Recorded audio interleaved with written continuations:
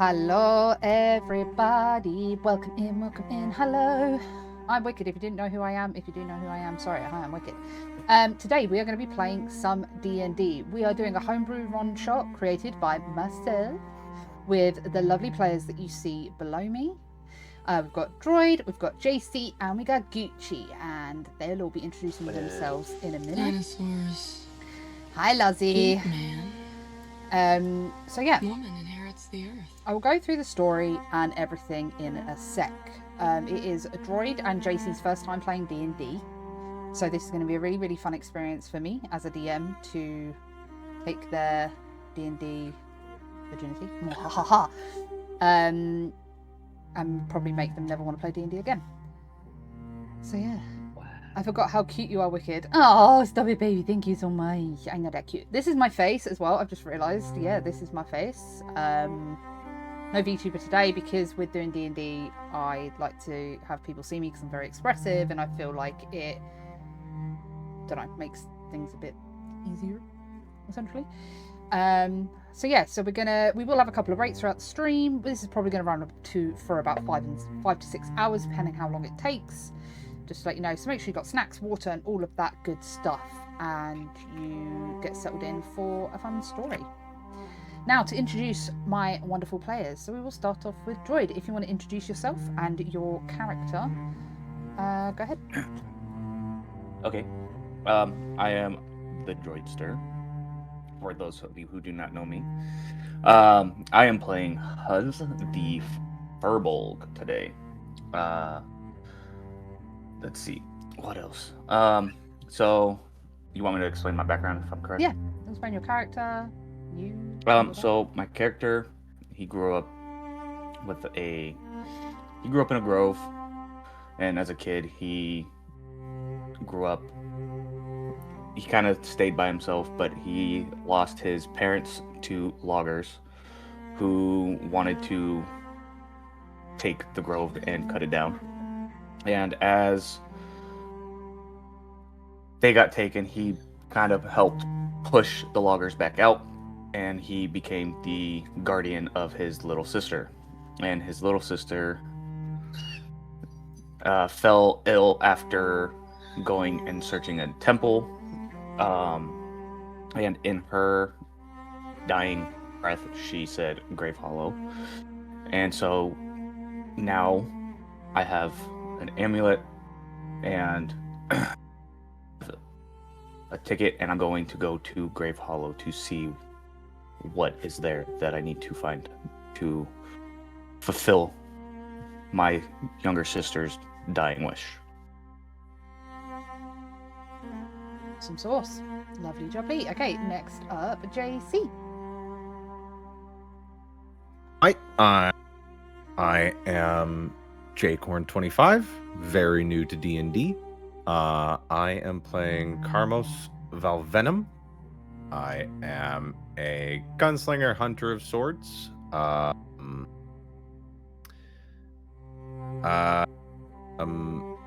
Family man. Did different odd jobs to be able to support the family, and one day coming back, found my home ransacked,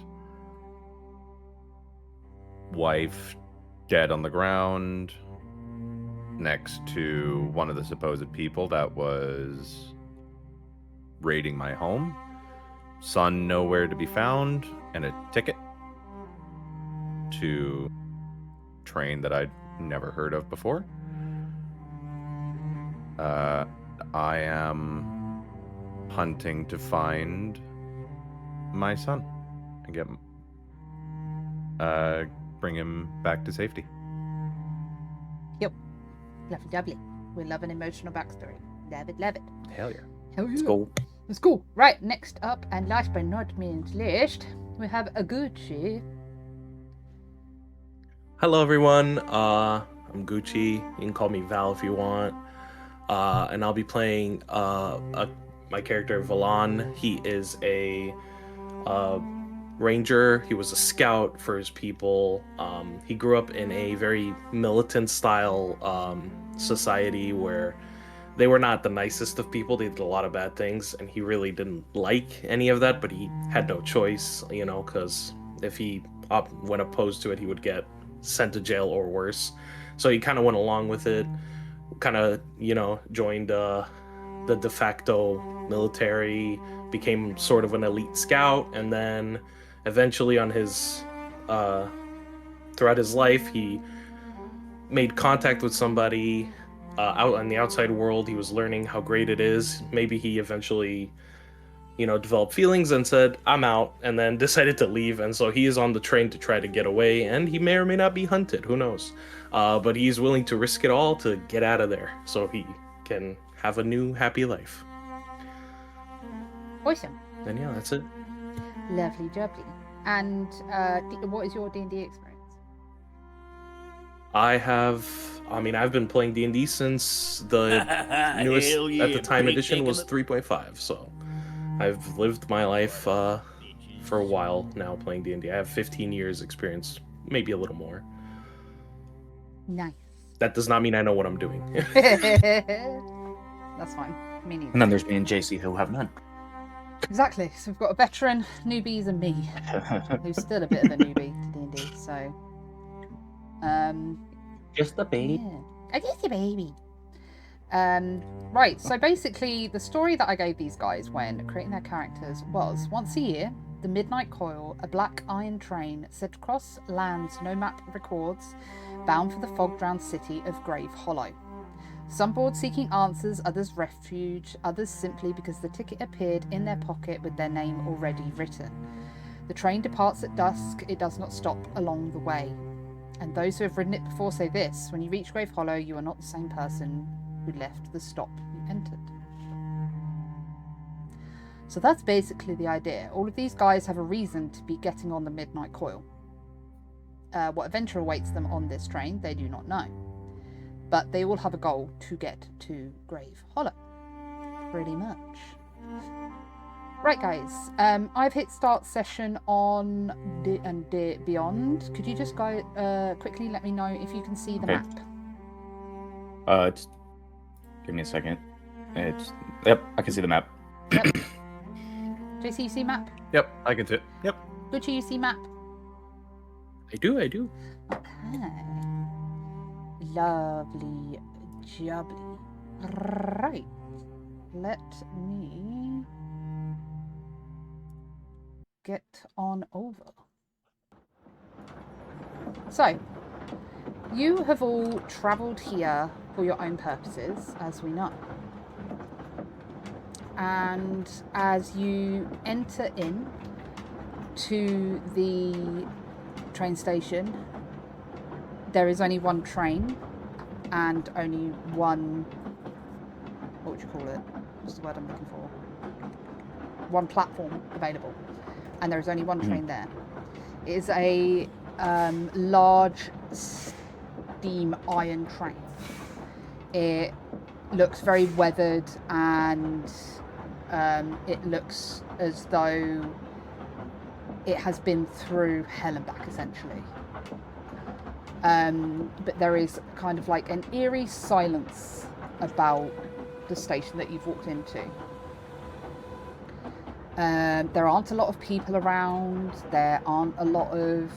It's not like a bustling... area or anything like that. It just is a sense of serene calmness, but also you feel slightly uneasy. There's not people there ushering you where to go or anything like that.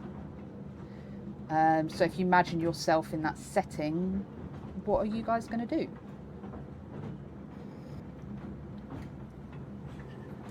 Okay. Me being the silent and alone type, I'm going to move to one of the empty seats. Kind of in the back over here. Okay. And as you've walked into the train, you've obviously seen other people sat on the train. And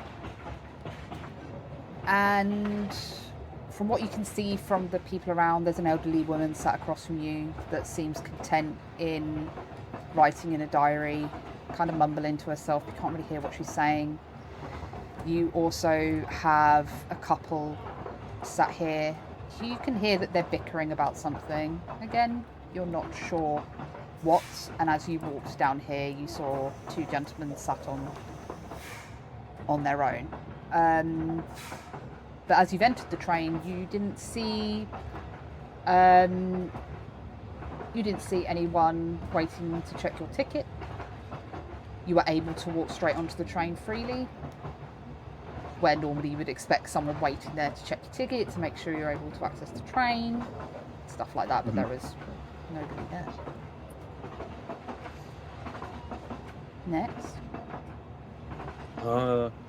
My character is going to walk in, kind of sort of look around, mostly for traps or anything like that. He's a little paranoid, but realizing everything's hopefully okay, he's going to sit here and sort of put his legs on the spot next to him, so he's not touching the floor, and he's kind of taking up the whole bench.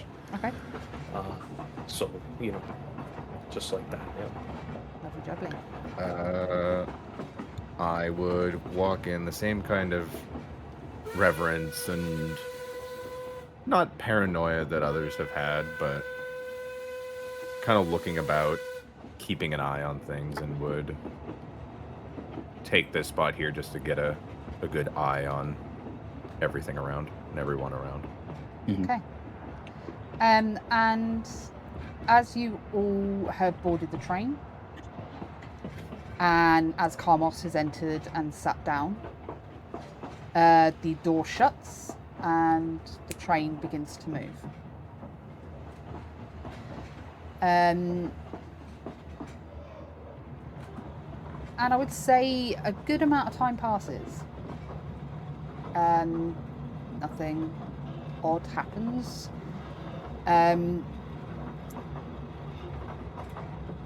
And then a gentleman appears. Give me 2 seconds, because I didn't have the token.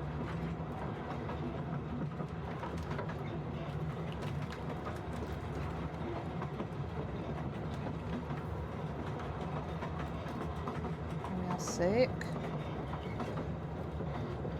I just want any token, please, and Panqui.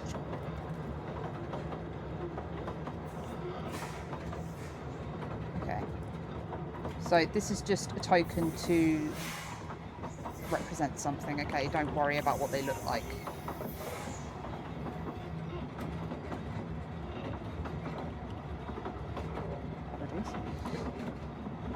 So this door here opens, and this lady walks out, and you hear her say in a very low sum tone, "Tickets, please," and she starts walking around. First over to the elderly lady in the corner, who kind of shuffles about. "Oh, dearie, sorry." And like flicks through her diary. Here. She's like, and she looks at it, nods and goes, "Thank you," and gives it back. She walks over to Huz. "Tickets, please."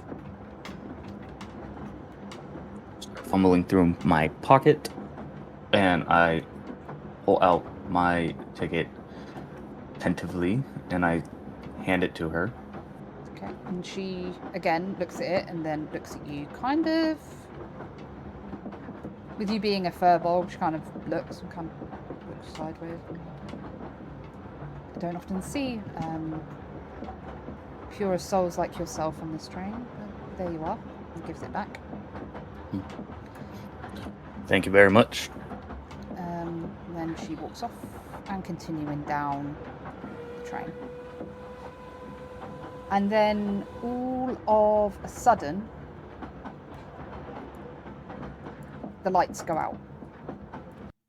And you can feel the train begin to shake quite violently.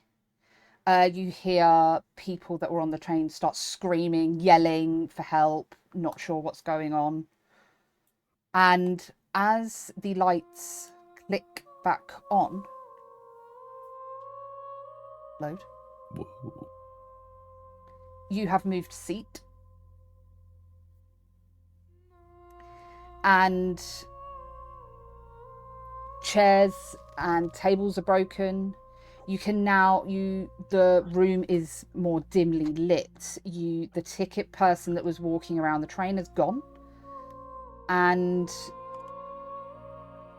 this kind of like eerie fog and feeling has entered the train.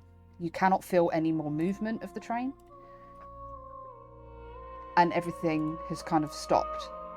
This couple here, are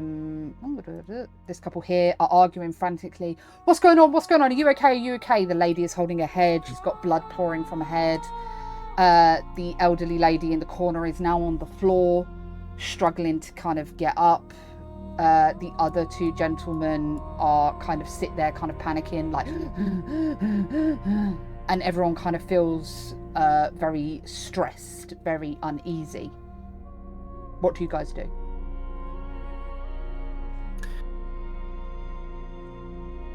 Parmos would look around in the same confusion, but also a level of awe at how quickly we went from normalcy to this, what feels like a different plane. But he'd keep his wits about him, and he'd put his hands on the revolver that he's got under his coat, just as a precaution, looking around to see what everybody else is doing in case any hysterics break out.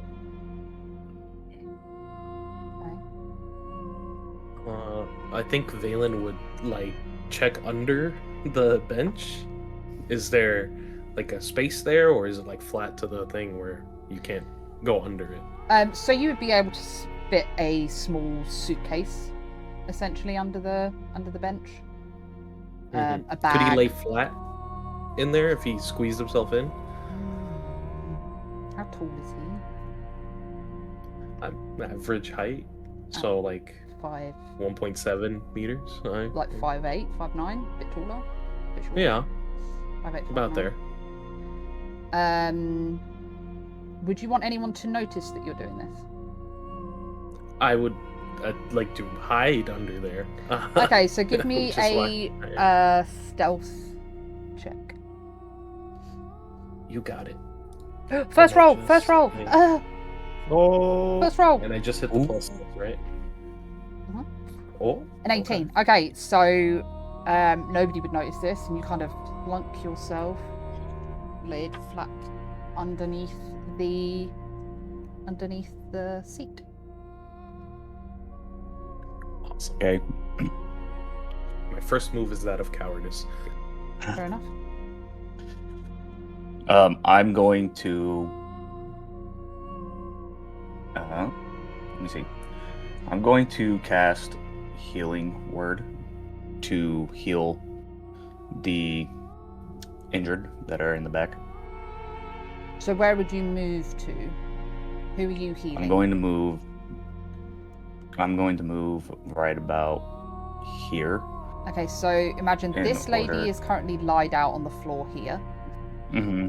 This lady is leant forward, and you can see blood pouring off of her head. Her husband's kind of holding her, trying to like search through his bag to try and find something to kind of press against her head to make sure.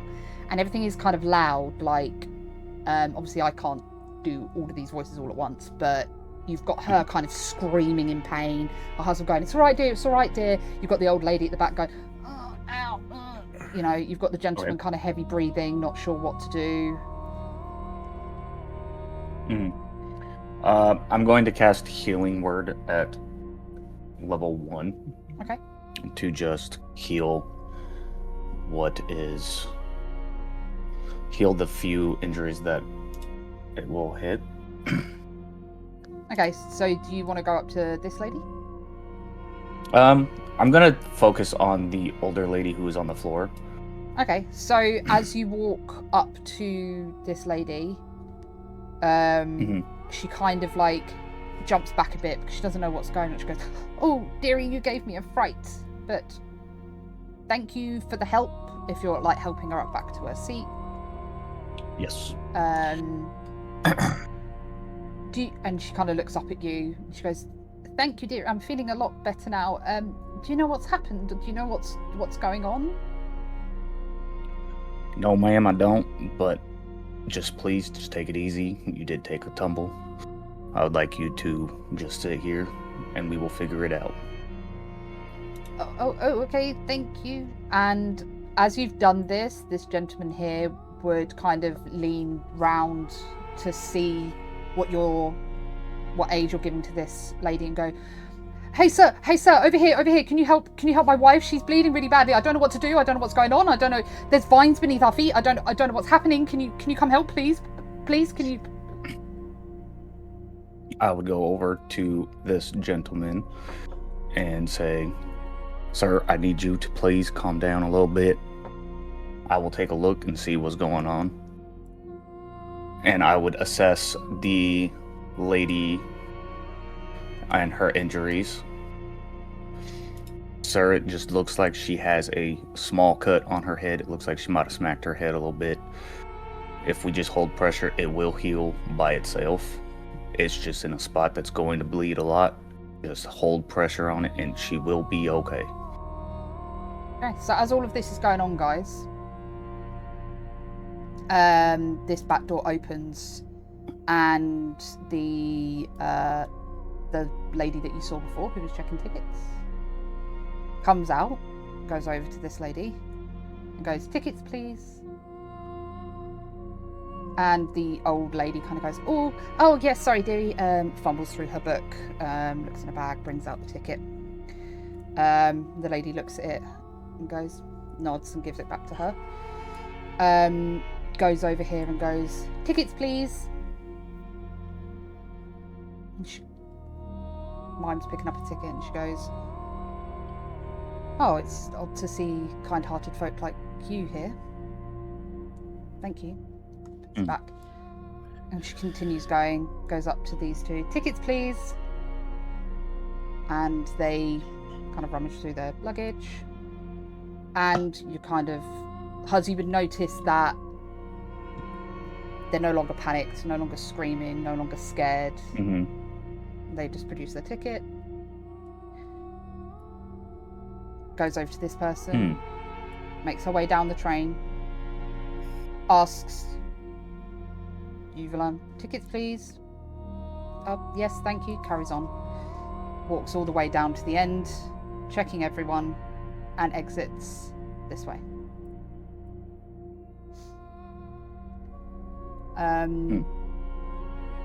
And after that, her passing through, everyone kind of seems to essentially calm down. There's no more screaming, no more panic. The room's not changed. You have these kind of grey vines working their way through from outside the train, covering the floor. Odd shadows start to move, but you're not sure if those shadows are actually moving or if it's a trick of your eyes or what. And through this door, the ticket person appears. She walks over to the old lady. "Tickets, please." The old lady goes, "Oh, sorry, dearie. Flips her a book, just goes into her bag and goes, "Here you go." And she looks at the ticket and goes, "Have it back." And she goes over here. "Tickets, please." She looks, Mime's a ticket. "It's odd to see kind-hearted folk like you on this train." Gives it back. Goes back over here. "Tickets, please." The couple, again, looking through their stuff. Gives out the ticket. And again, she continues down the train. Oh, damn. I was going to say before she'd leave, I'd want to stop her and... She appears at the back of the train. She walks over to the old lady. "Ticket, please." The old lady goes, "Oh, sorry, dearie." Flipping through her book. Goes into her bag. "Here you go." She looks at the ticket. Gives it back. Heads over to this seat. "Tickets, please." Mine's grabbing a ticket. "Oh, it's odd to see kind-hearted folk like you on this train." Gives back Most- the ticket. Would get up Down from his here. seat, Tickets, please. step out. Oi! And Mimes gives back the ticket. You gonna Makes her way down the explain what's train. going on? Makes her way down and leaves.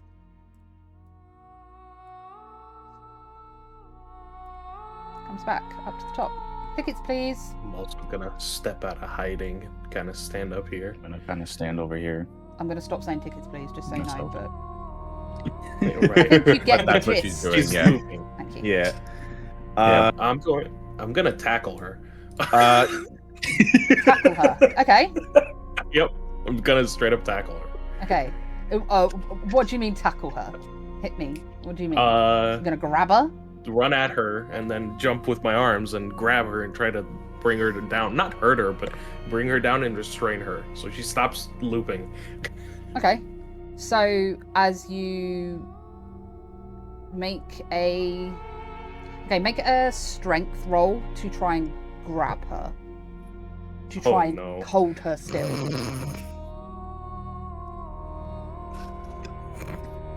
That's Okay. rough. So Carmos, you see out of nowhere this person appear and kind of run and grab nothing. So as Valan's arms go to grab this person, he basically hugs himself. And she continues moving. I would like to, seeing that, I would draw my revolver, aim, and shoot. Okay. Go ahead. So attack roll, right? Yeah, roll to hit versus Attack AC. roll. Are you shooting me? 20. Is that a nat 20? No. Okay, so dirty 20. Cool. So before she moved, you would do this as Valan's kind of grabbed. Or I would she- probably do it after seeing Valan Okay, so then she'd move here. miss. Yeah, and then take aim, shoot. Okay. And the bullet passes straight through her. Well, And she continues moving. On. So I'm going to stop moving the token now. But you get the idea. So as soon as she leaves this door, reappears. she will reappear and continue doing the same route, saying the same thing all the way down the Okay. train. After seeing the ticket person do it, like come back through that door, Karmos would look at this door and just try and look through it, try and get some idea. Okay, so with looking at the door, you are presented with a kind of a very old, what would look... Actually, give me a perception. Investigation. Give me investigation. 9. You see a door with a round, like what you would see in a ship, like one of those sorts of locks. You see a door and that on a 9. Okay. I'm And I going would to go to say the back. this loop will continue probably for a good hour. I'm gonna go to the back door and kind of cup my hands over my eyes and peer through the glass that is on the door. Okay, give me a perception check.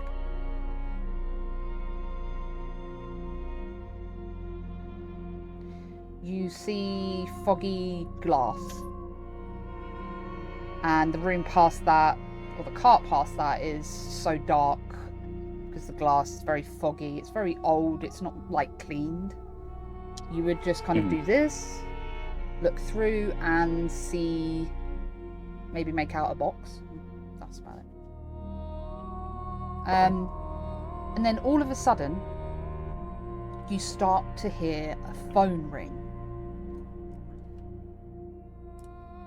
ring, ring, ring, ring. What should be coming from this here? This is a phone. Okay. This would walk over to the phone Okay. and pick up the receiver. Unfortunately, you cannot pick up the receiver because it is locked behind a padlock and it is in a metal cage. So imagine a metal cage planted on the wall with a padlock locked, and the phone is in that box. Okay. I don't have these tools. It's padlocked? Mm-hmm. You said? Mm-hmm. I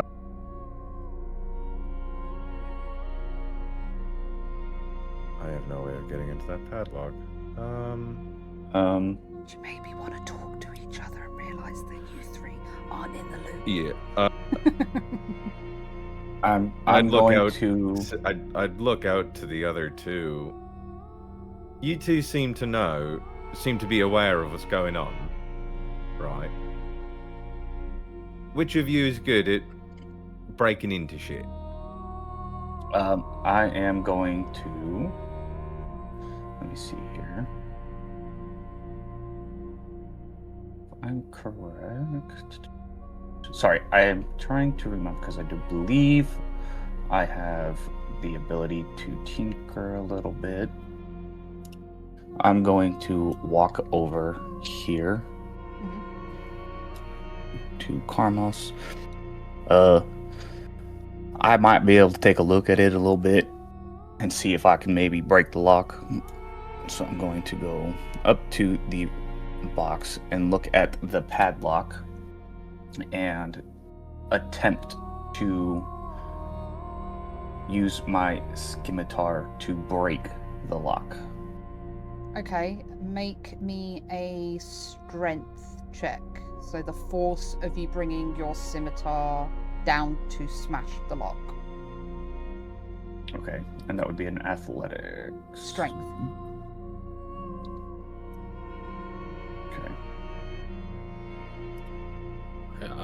Valen would just go, I'll keep watch. And then he'll stand up atop a thing and with a bow out, just kind of keep an eye. Okay. So an 11.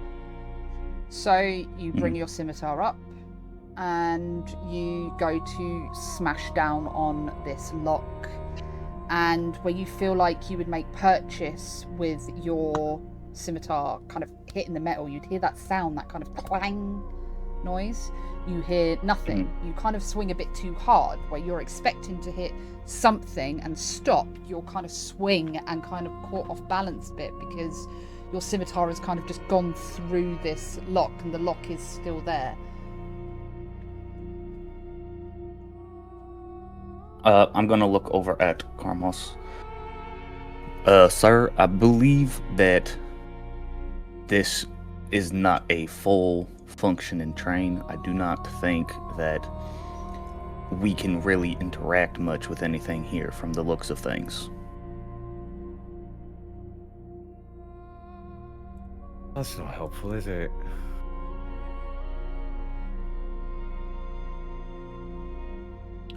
Am then going to let's see.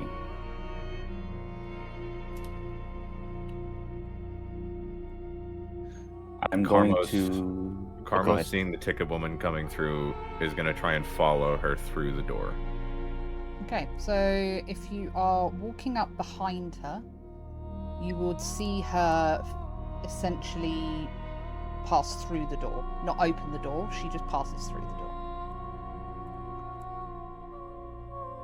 Can I try and open the door? You can. Okay. Make a strength check to try and turn the wheel to kind of... Natural 20. Nat 20. Okay. The wheel turns... Which, I guess it's a skill check, so 19. 19. Perfect.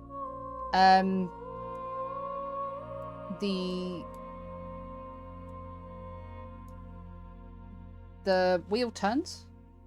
You hear a clunk, but the door doesn't open. and she essentially walks through you and out the door, and as she kind of passes through you kind of feel cold, like, you know, the same when someone walks over your grave, you kind of get that like Yeah, I just shiver and feel creeped out. Just wipe myself down after that experience. As in, so the door doesn't open, as in it doesn't move, or I can't push the door. So the door itself would Just slide it out of the way. Right. You turn this, you hear clunk, and then go to pull, and it just, with all your fucking might, it do not budge. Okay.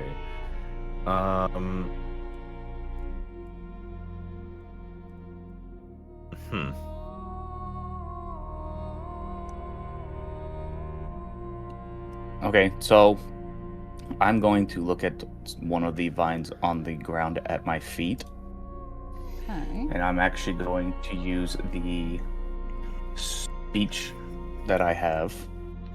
Okay. I crouch down and place my hand on the vine itself, and I try to communicate with the vines to see if the vines can pry the door open. So you are asking the vines to open the door. Yes. Okay. What does that entail? Is that a roll? It you says read you it to have an me? advantage on all. So it says you can communicate in a limited manner with beasts, plants, and vegetation. They can understand your words, but you cannot understand them in return. You have an advantage on all charisma checks to influence them. So it would be a charisma roll, I'm assuming. Mm-hmm. Yeah. Okay. Go ahead. Roll for that. So you're basically saying to the vines, Do you want me to say it? Because I could say it if need be. yeah, go ahead. Vines, if you could, just pry that door off its hinges and pull it open for me. Hearing him say that, Carmos is going to take a step back. Okay. So as you see Huz kind of bend down and say this,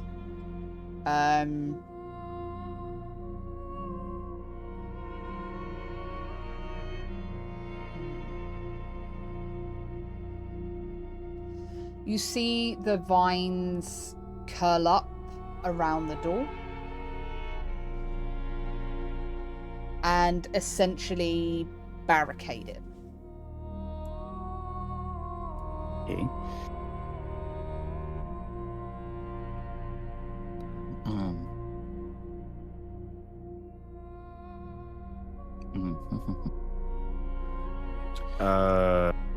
I do apologize. I thought that was gonna go completely different.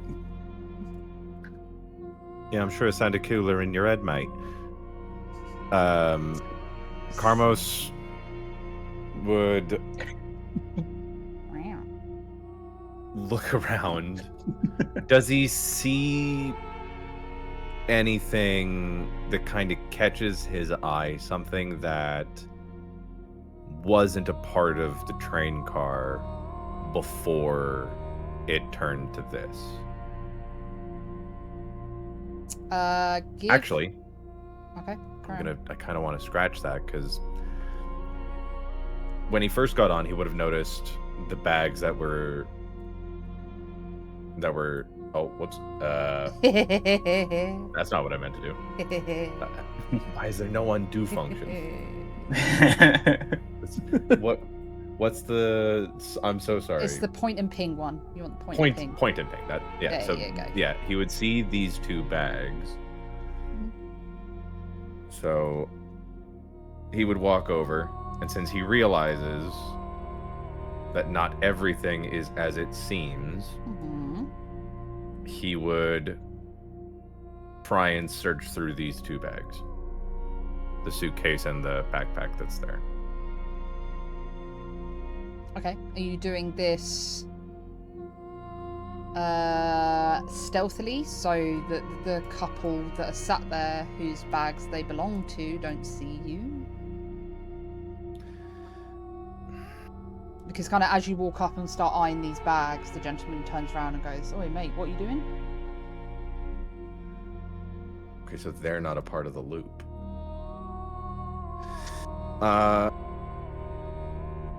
Forgive me, mate. I need answers. You two aren't helping figure shit out. So I'm gonna look through your bag. Make So it'd be an intimidation. Intimidation. I'd like to help by pointing my bow in their general direction to kind of let them know, like, hey, I'm not gonna shoot you, but So would that give me advantage to that roll or no? What did you roll? I rolled a 16, Okay. which I. But if he's And helped, like, not that I'm as wanting a he's- second roll. As he's turned to say that to you, I mean, what are you doing, mate?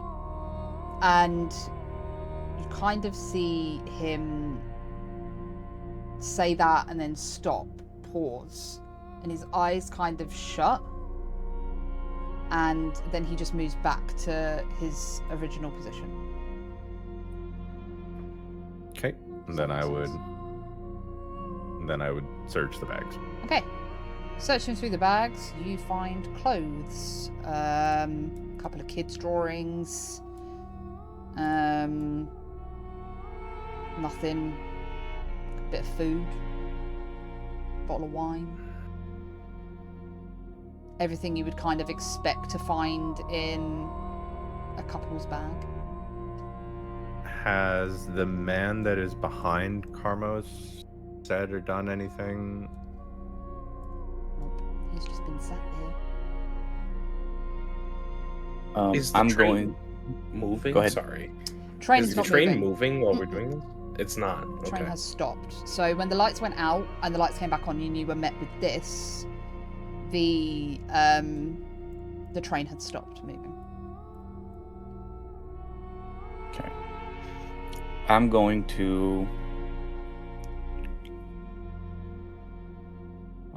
walk back over to the lady that I helped, and I'm going to ask her, ma'am, I have a few questions for you. First, how are you feeling? And second, do you have any idea of what's going on here? And as I ask that, I reach out for her hand to see if she is also able to be touched at all. Okay, so as you go to reach out to her, the ticket person appears and goes, "Tickets, please." She goes, "Oh, yes. Just rumbles through her book, grabs the ticket, gives the ticket over, but completely seems to not really notice your existence, essentially. Okay. So she doesn't notice my existence anymore. No. Okay. I'd like to try something when the ticket person comes up to me. Okay. I'd like to take out my ticket and rip it in half in her face. Ooh. Okay. So for argument's sake, she walks to here to go down, and you're going to do it there? Yeah. And you go to tear the ticket, and she essentially pops up in front of you and puts her hand on your ticket and goes, "You are not the wrong one," and then continues on.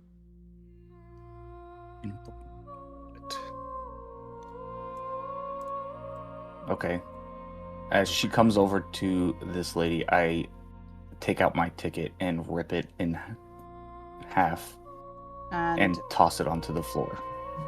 She stops you before you rip it and says, "You are not the wrong one." Okay. I was seeing all this as she walks past. or as she walks up to this couple, takes the ticket out from the breast pocket in under his coat, and rips the ticket and tries to drop it on the ground. And she grabs your hands and looks at you and goes, "You are not the wrong one."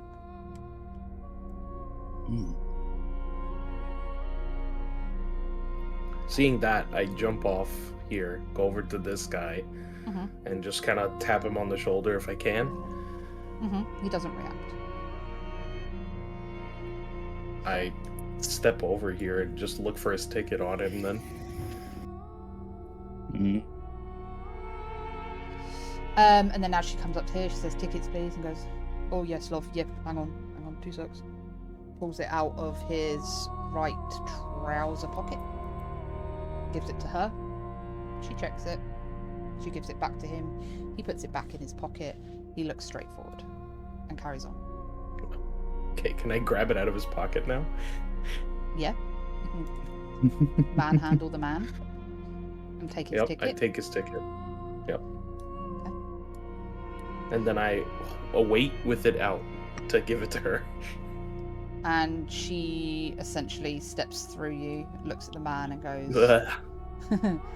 looks at the man and goes, "Tickets, please." And he pulls the ticket out of his pocket, gives it to her. And you notice in your hands, you have no ticket other than your own. Okay. Armos would step to this man Mm-hmm. and just kind of wait for the same thing. Just wait to watch, see where he takes his ticket from, to try the same kind of maneuver. Okay. And seeing that he was avoided, he would look to the man. Mm-hmm. "You're the wrong one." And as you say that,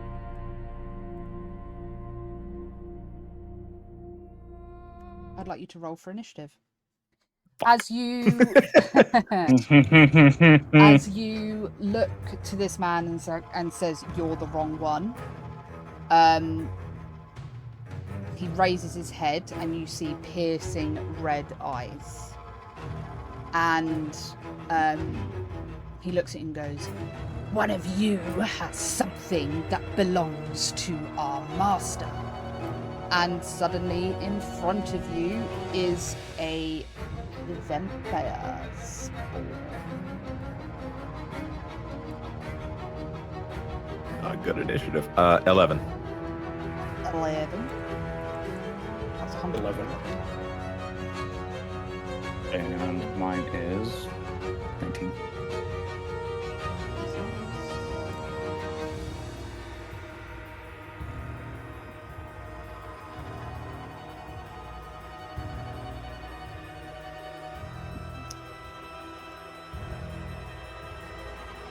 Okay. Perfect. So we start off with the vampire over here. Because there's another one. Haha. Ooh, okay. Oh, what's going on? Hang on. Sorry, my shit breaking. Hang on. Thank you. Okie dokie smoking. How much movement do you have? So it's going to move.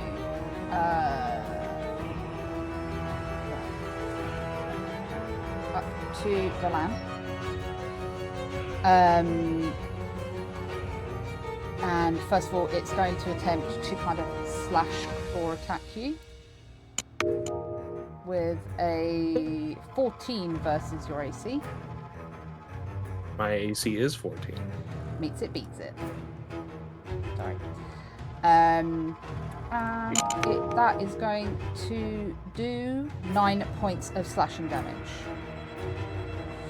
It is then going to do that again with a 22 to hit.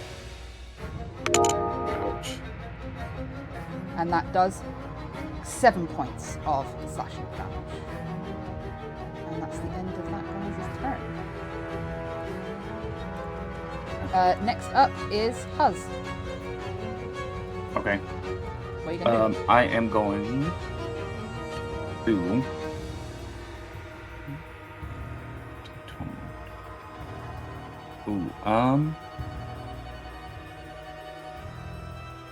I'm going to move here, and I'm going to cast Don't forget to count your movement. poison. Again. Yeah, that's what I was. That's 25 right there, if I'm correct. Each square is 5 feet of movement. Yeah. I'm trying to remember how to do the cone, because I'm going to cast poison spray on Vampire B without hitting Karmos. I do apologize. I believe this is how. Yeah, there you go. Got it. Good job. And this has 10 feet, so it's not going to reach. So I'm going to move one more space forward and cast. Nope, wrong way. My apologies. My apologies. Don't worry. No rush. No rush. Nothing to apologize. I'm going to cast poison spray. It's not going to hit him. Fuck. Right, let's, for Okay, so argument's that's not sake, say gonna he's in this square. Now try. Okay. I'm going to cast poison spray there. Like the... Because if it's 10 feet, each square is 5 feet. So that would be 5. Ignore what it says on the thing. That would be Oh, okay. 10 Okay. on my map. So I cast poison spray, Okay, go ahead. which is Constitution of 14. So he needs to make a... That's it. He needs to make a Constitution save, which he meets at 16. So how much damage did you do? It says 8. So you would he- take 4 damage? 4 damage. Okay. Because if he meets it, it'd be half, right? Yeah. Correct. Ye- If he saves, then damage is halved. Exactly that. 4 damage. Okay. 4 damage. Lovely. Anything else from yourself? No, I'm going to end my turn there. Okay, lovely. Thank you very much. Next up is Vampire. A-R-R-R.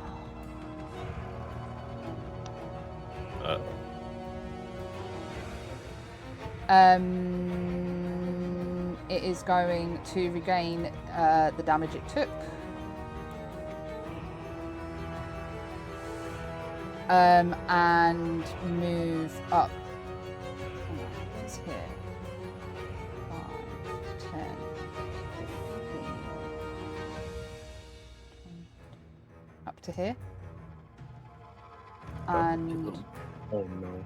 it is gonna attack Gucci with advantage, which is 25 versus AC, which is 7 damage. And again, 17 versus AC, and instead of dealing damage, it is going to attempt to grapple you. I need you to make a Dex save for me to kind of move out of the way of the grapple, which you I meet. got 15. So it does not grapple you, and it does not do any damage. Lovely jubbly. Next up, Karmos.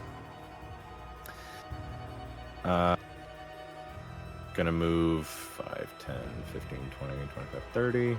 Move over here.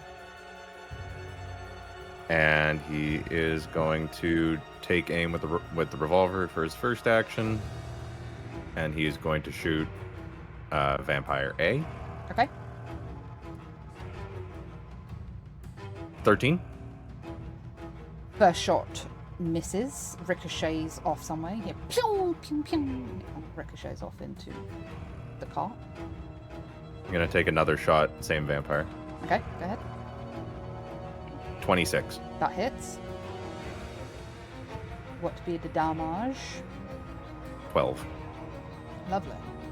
Good shit. And then, as a bonus action,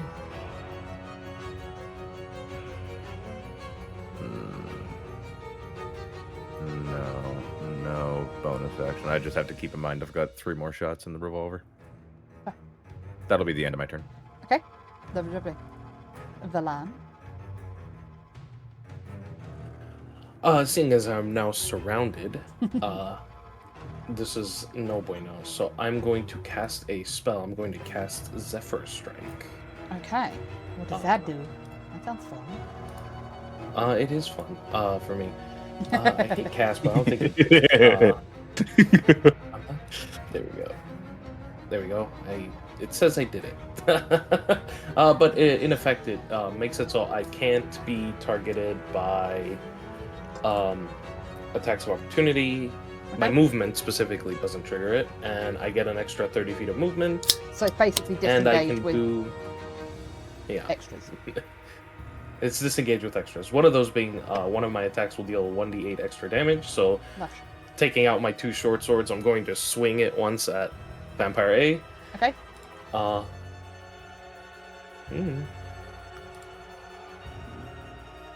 I probably missed 15. That meets. Oh, okay, cool. Give it the damage. I will do that, and then I will do the Zephyr Strike. I think I have to do that separately, so I'm going to do that separately. Oh, Nice. 5 damage and then 8 damage as you kind of bring your short swords slashing across the vampire, and you can see it kind of wince back in pain. You can see these slashes across its body and blood starting to kind of pour out of the vampire. Anything else? Yep, since this is the first round of combat, and I have Dread Ambusher, I'm going to make another attack. Nice. Since I took the attack action, which also will deal an additional 1d8. So I'm going to go for it again with Yeah. the same sword. Go ahead. That hits. Perfect. There's the damage from that, and then Nice. here's the d8. 2 8s out of a d8. Lovely jubbly. Yeah, loaded dice. Well, the short sword's and then I'm just gonna hoof it out of here. Okay. Just back here, just away. Cool. Good And that's where I good will, choice. End my turn. Okay, back to the start of combat. Vampire C is going to move 30. And kind of looks at you, Huz, Oh. and goes, looks back at the other vampire and goes, "Sister, I have found him." And rolls to smack you with a 15 versus AC. My AC's at 16. Okay, so that misses again with a 13. So goes to slash you. You kind of like cool man dodge out the way, like fuck you and thank you. And that's the end of that one's turn. Okay. Next up, Huz, it's your turn. Okay. I'm going to tuck the amulet that I have around my neck. I'm going to tuck it into my shirt, Okay. and I'm going to The vampire looks at slash you and goes, with my. "I've already seen it, and we want it back." Well, you're not gonna get it back today. And I use my scimitar Mhm. to slash at him. Okay. It's a 14. So That hits. Nice job. Give me the damage. Not a lot of damage. It's okay. Damage is damage, yeah? Lovely. Yeah. I'm then going to use part of my bonus action, I'm going to use one of my hidden step abilities Okay. and go invisible. Okay. And I'm going to back away 5, 10, 15, 20, 25. Actually, we'll go here. And I go there. Where'd you go? There. Perfect. Thank you.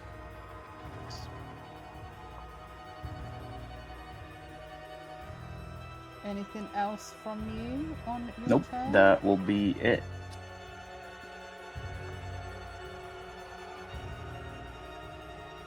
That will be it.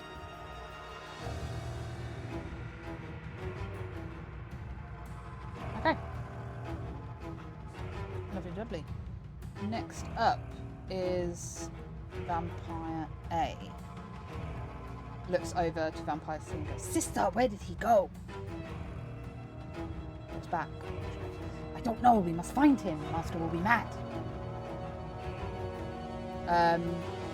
With that is going to move up to here. Looks back and goes, "We need to get rid of everyone else here."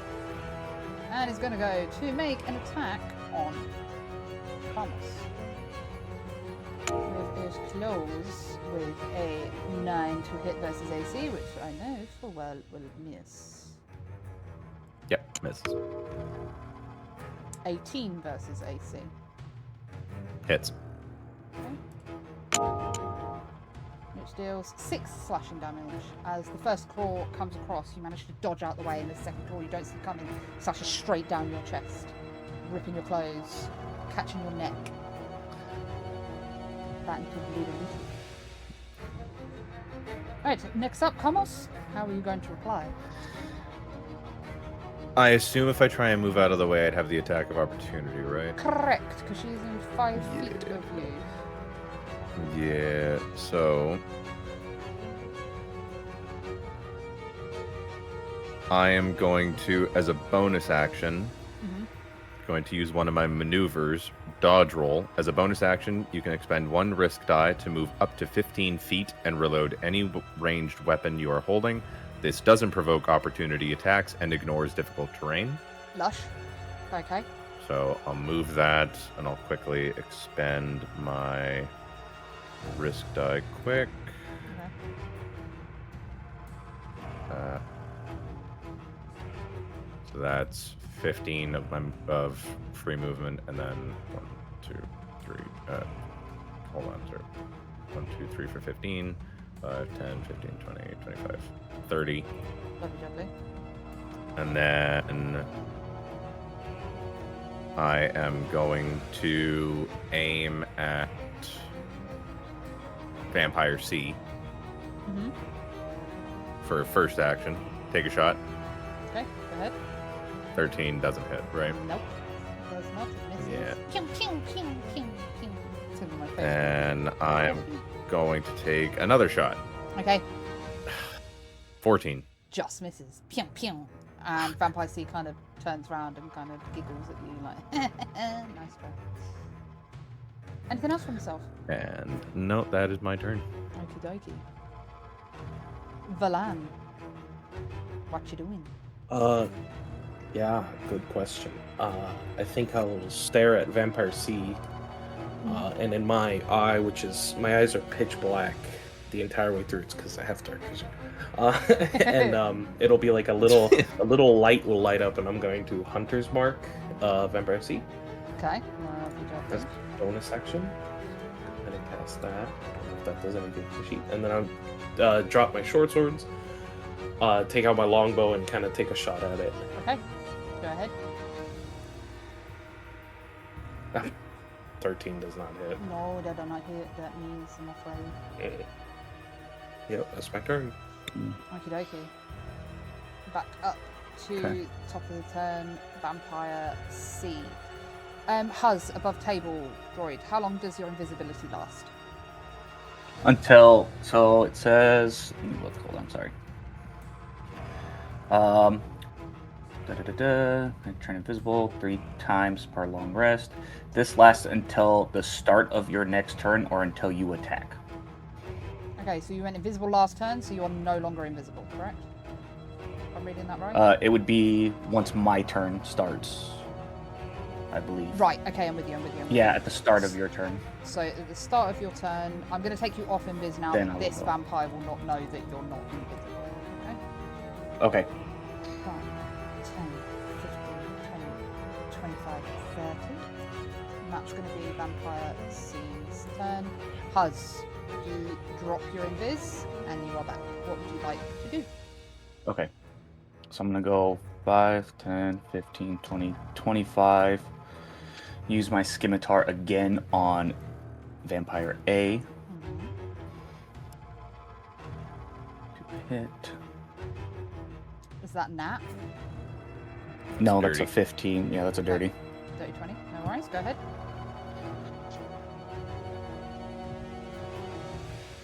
Good damage.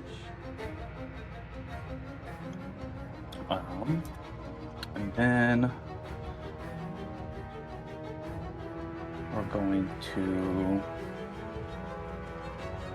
leave it there. Yeah, I'm going to leave it there. Okie dokie. That was the end of my turn. Vampire A is not looking good, guys, at all. It's really starting to bleed and bleed blood everywhere. Next up, Vampire A is going to attempt to bite you. Buzz. Okay.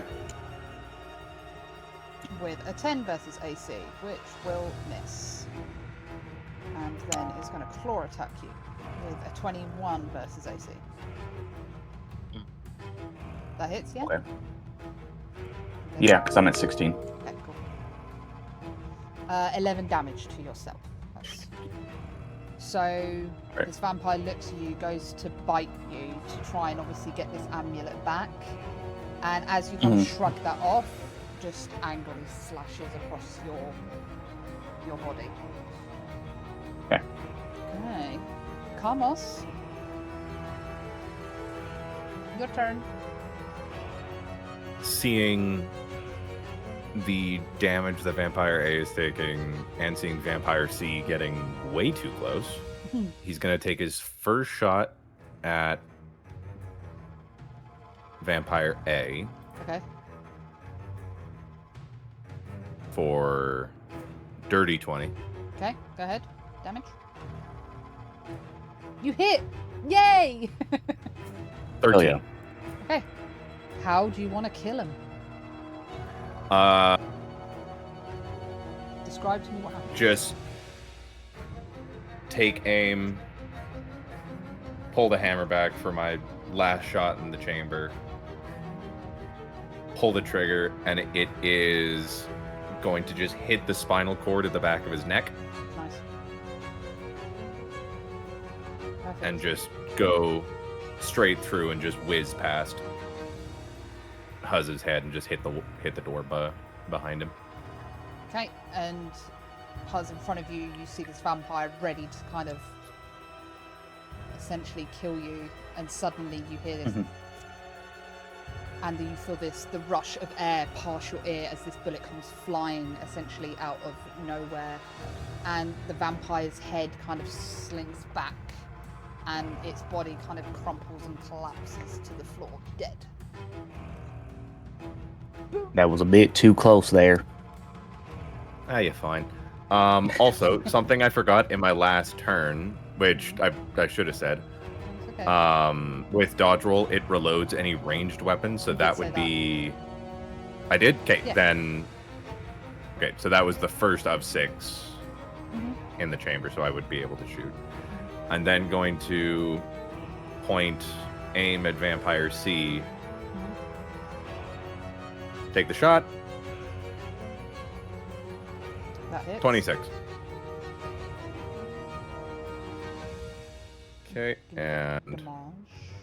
shoot. 9 damage. 9 damage. Lovely. And with my revolver, it has slow. So if I hit a creature with this revolver and deal damage to it, I can reduce its speed by 10 foot until the start of my next turn. Okie dokie. So I will do that. I forgot to do that when I hit it the first time. That's my bad. No, that's okay. Forgot to It's say right. that. It's right. I don't like. It's first time playing, and it's a fairly complicated class, so Yeah. do not worry. So I am then going to move back 5, 10, 15, 20, 25 foot to here, and that'll be my turn. Okay. Balan, your turn. All right. I'm gonna notch another arrow and take another shot at it. Okie dokie. Ooh. That Nice. hits. Let's go. Awesome. So it will take the initial damage from the longbow itself, Yep. which is whatever, but I also get an extra d6 because of Hunter's Mark, Mm. which Lovely, is another lovely. 2. Let's go. 7. And is that everything from yourself? Yep. That's everything from me. Perfect. Good round, guys. Okay. One vamp left. Can only move 20 feet. 5, 10, 15, 20. Mhm. And is going to attempt to bite you because it has a hit reach of 5 feet. 5 feet. Okay. is. And rolled a nat 1. Never mind. Going to Damn. claw attack you. For 24 versus AC. Will hit and does 7 Yep. slashing damage to you. Okay. And that's the end of that guy's turn. Next up, Huz. Your turn, my love. All right. So I'm going to look here.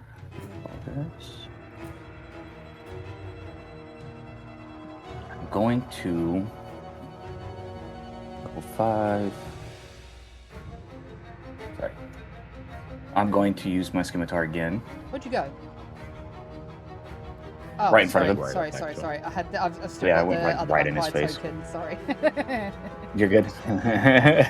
If you were But I'm behind right me, I was in like, front where of the him. fuck did you go? That was a 12. Hit versus AC misses, I'm afraid. Okay. So we're going to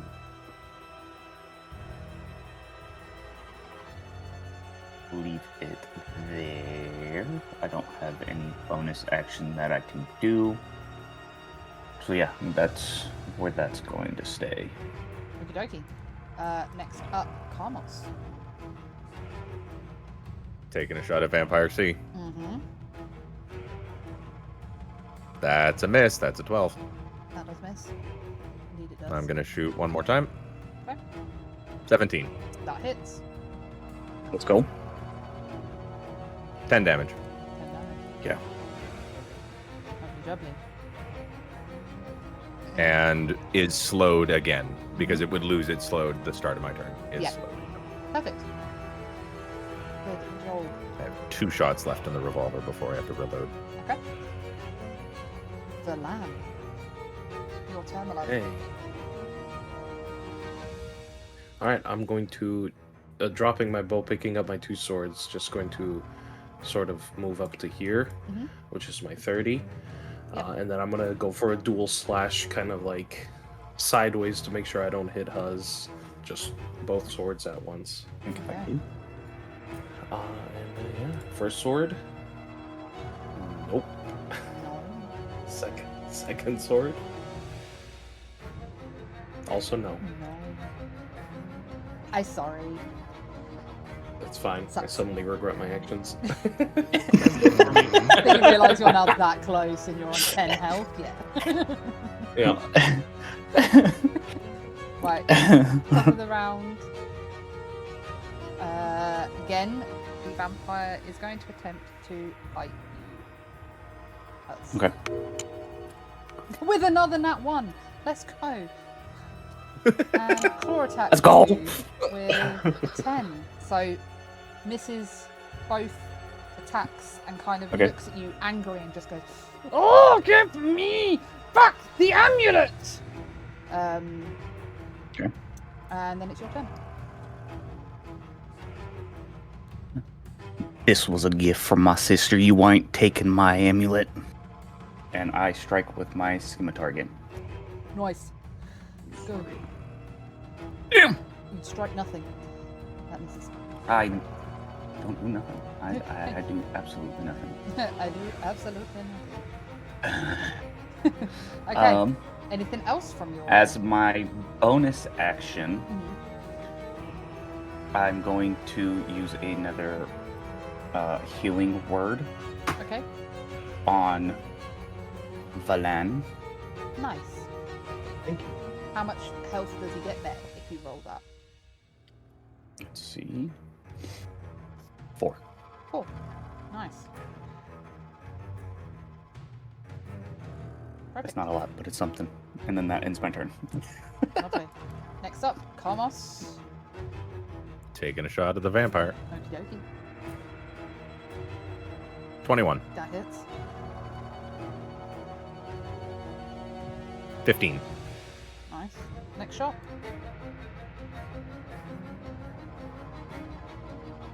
25. That hits. Good shit, good shit. 14. And how do you want to dispatch of this vampire? This shot, this final shot in the chamber, hits back of the skull, goes through the vampire's left eye, and whizzes past Huz on the right side of his head and hits the wall on the back of the train. Okay. And as you see again, as before, this a bullet come out of nowhere and barely miss you, and this vampire's kind of head explode with the force. You are covered in viscera as it collapses to the floor, dead. And that, guys, pulls you out of initiative. Seeing Huz covered in blood, I just kind of, oh mate, sorry, you might need a shower later. That's my bad. I just appreciate you helping, guys. And I wipe the blood from my head down to my clothes. So I hate to sound accusatory, and I'd start to walk closer. I hate to sound accusatory, but what the fuck was that? They were after your amulet. They saw it and they wanted it. I'd like some answers. And as I'm saying this, I'm reloading the revolver, just not looking at the gun, looking at Huz. I have no clue why they are after this amulet. This was my sister's amulet she gave me right before she passed away. I am on this train to try and figure out what was going on. And if this is what they're wanting, then we need to figure out what to do afterwards. Do I believe this? Can I insight check? Yeah, you can.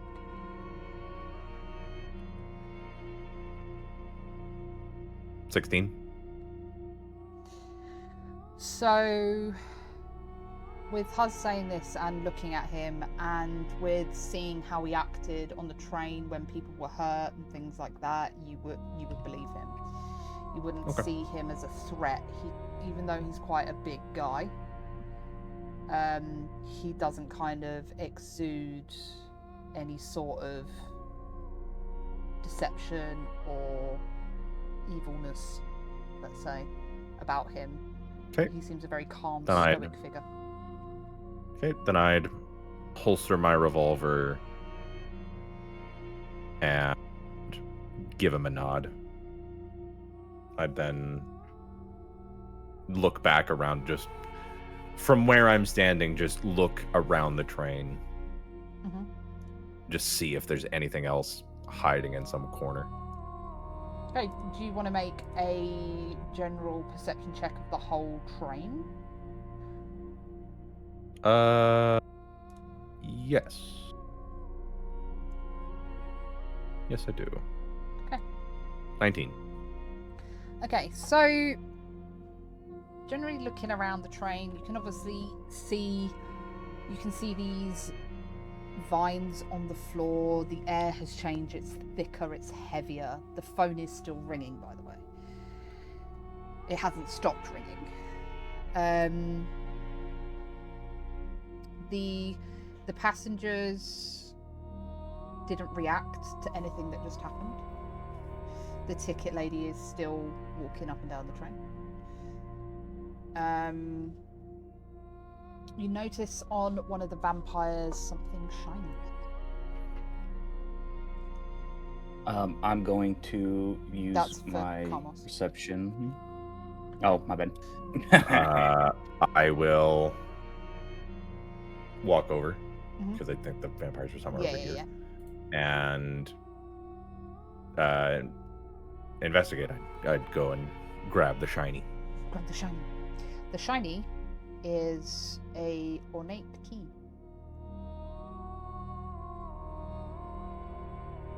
Okay. Well, this could be useful. You barricaded the other door. How about we try that door? I'd walk to this and I'd try the key in this door. There is no keyhole in this door. Oh fuck! There's a padlock on the. Yeah, I We walked should back. see if that key can open the padlock for the phone. That's a smarter idea. That's a good. I go to pick up my bow over here, and I'll join the That's- group as well. Kind of giving a light chuckle at this whole interaction. I'm clipping that. Sorry. Oopsie. No, that's really funny. I just wasn't thinking. Okay, then I would walk to and I'd put the key in the padlock.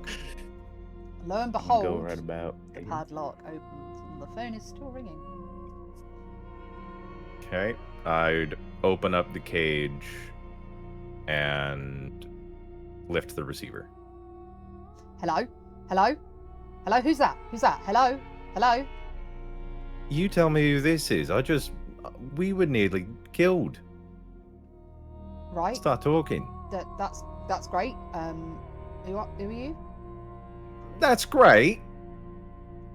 There's a Carmos. right. Okay. There's a lot of Carmos. There is a lot of weird shit going on right now. I'm up here in the engine. Shit's going haywire. I need some help. Can you get up here?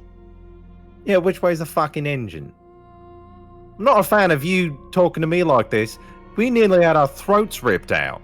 You think we're having a good time? I honestly, mate, I really could not care.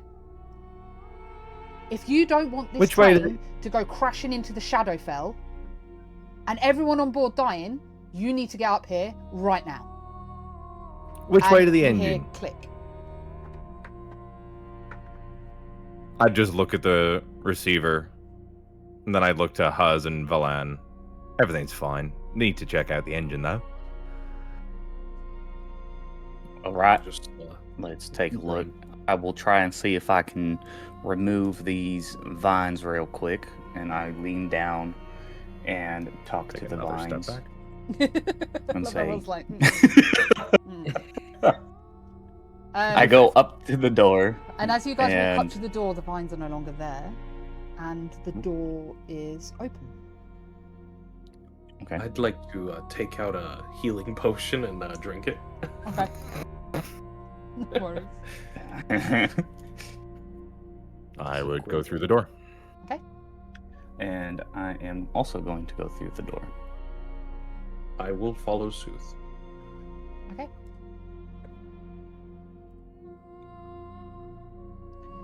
So, as you enter the next cart,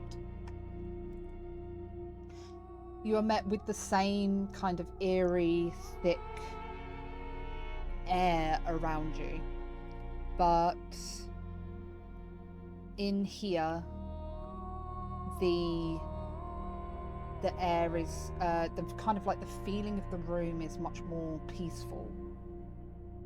much more calm. You see rows of seats either side of you and in front of you, essentially like a bar area. You can see stacks and shelves of food, and the chairs along the side of the cart kind of arranged where you would gather people would sit to eat.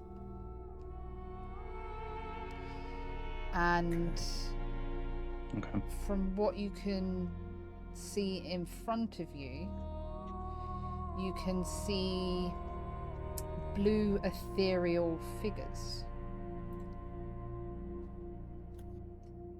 I'm going Over to use here- a perception. Hang on, 2 seconds. 2 seconds. Yep. Over here, you would see the shape of a woman and a small boy. Over here would be a young woman. And over here would be I'd probably say very, very early teen looking girl-ish.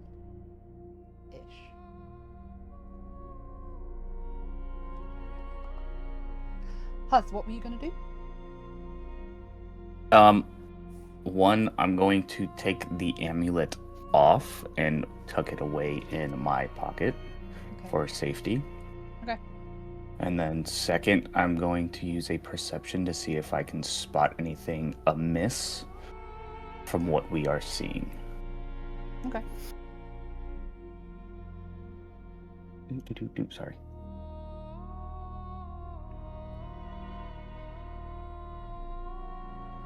Okay, with a 21, you can, especially with your background of being around nature and around kind of the calm energy that you exude, you would know that these kind of apparitions are not here to harm you. There is not any form of like malice or danger. You don't get any sort of sense of that. Though, Okay. as you're kind of stood there taking in the room, you are drawn to this apparition here with kind of like a yearning. You can kind of see flowing locks of hair and tiny small horns kind of poking out the top. And on a 21, you would instantly know that that is your sister.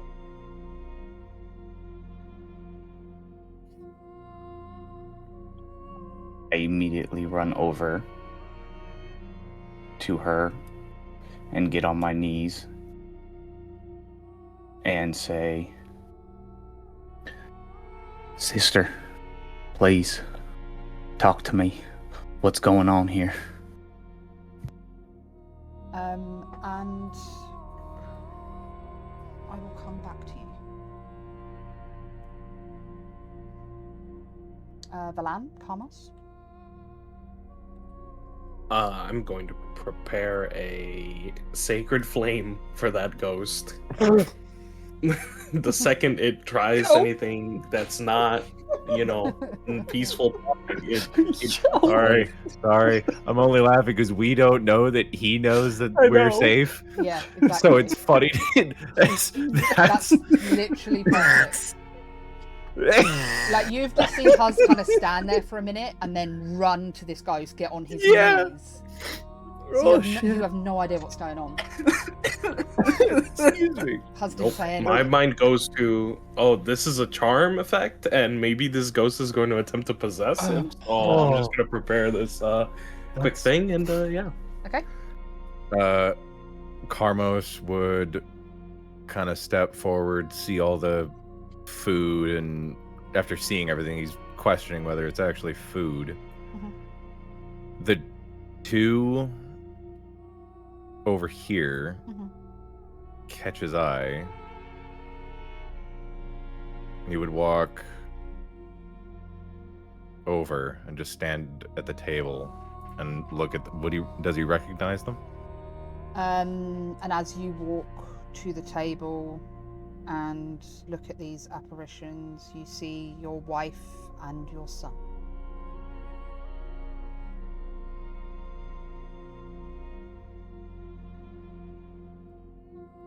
And he would just look confused, and he would look back to Valan.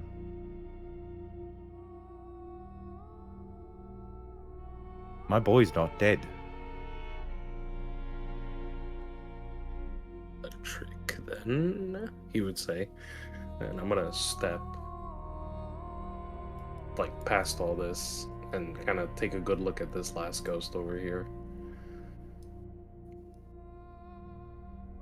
Okay, and as you've as you've seen the reactions of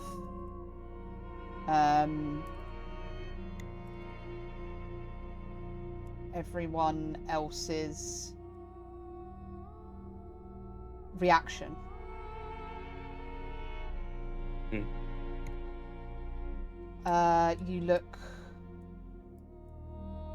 You look down at this ghost and you see Serena. Did I say that right? Sorry. Yes, yeah.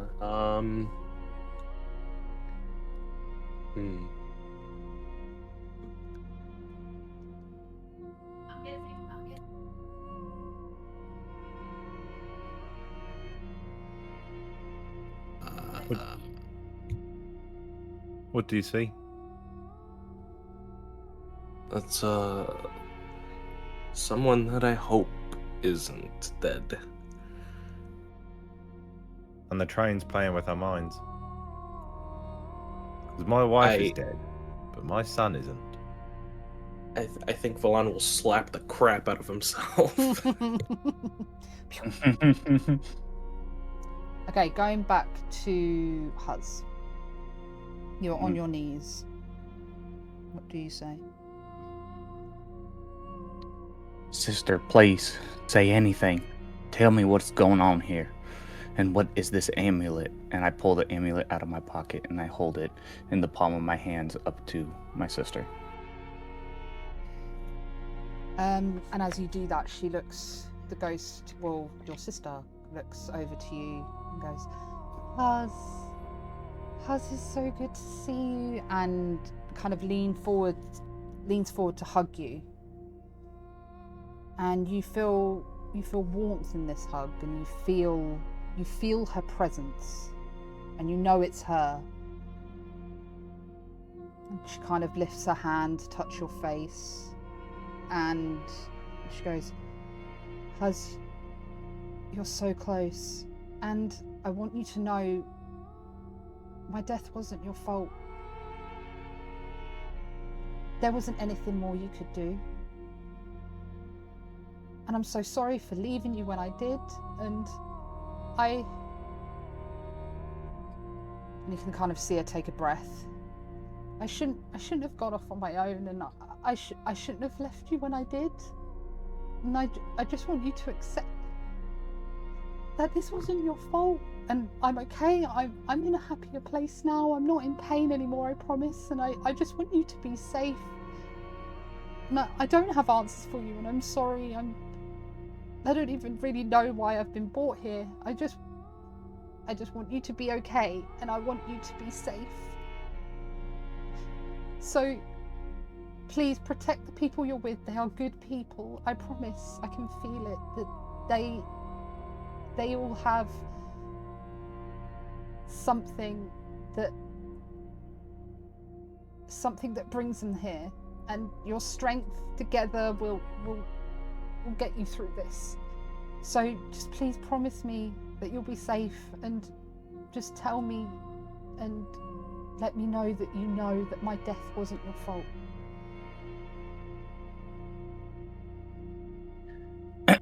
As tears start to roll down his cheeks, says, I could have done more. I should have done more. I should have protected you. I should have kept you out of that area. I failed you horribly, and I promise I will protect every single one of these people here. And I will do anything to make sure that we all get to where we need to go. I will not fail again. Not this time. This is your wish, and I will reconcile as much as I can to prove to you that I am doing everything that I can. I'm glad you're not in pain. And please, please, forgive me for not doing everything that I could have to help save you. And I promise you that I will do everything that I can to learn more so that nobody else has to go through the pain that you went through or the suffering that you dealt with. And I look around the train and I look at the other people. I look at Carmos and I look at Valan and I say, you guys, I promise you I will make sure that we get to where we need to go. Don't you fret.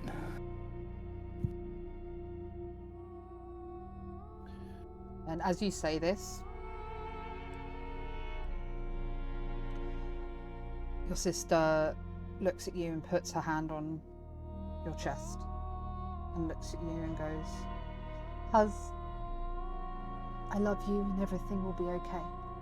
And as she says that, she disappears. No, don't leave. Please. Come back.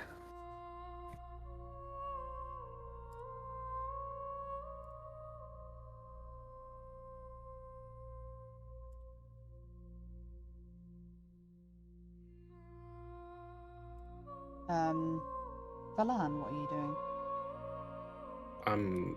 I'm seeing what happened. I'm gonna approach and go, apparition.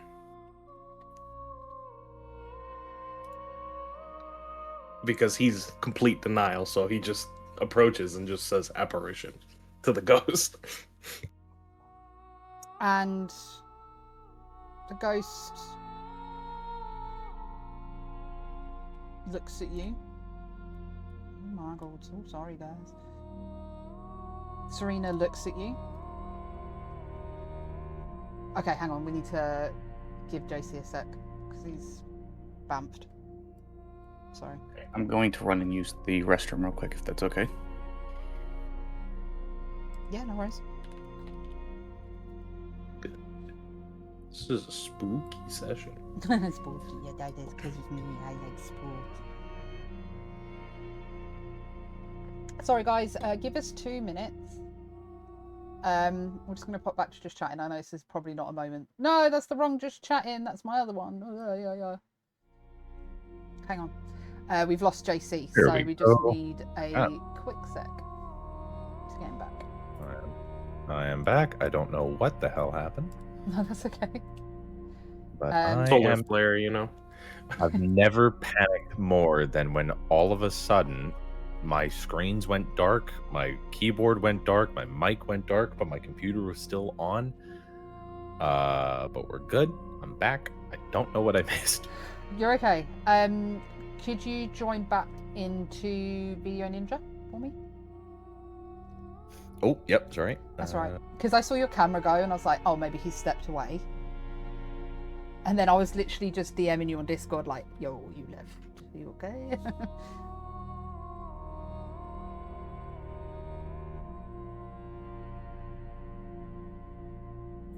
Okay, there we go. Perfect. It should just bring you back.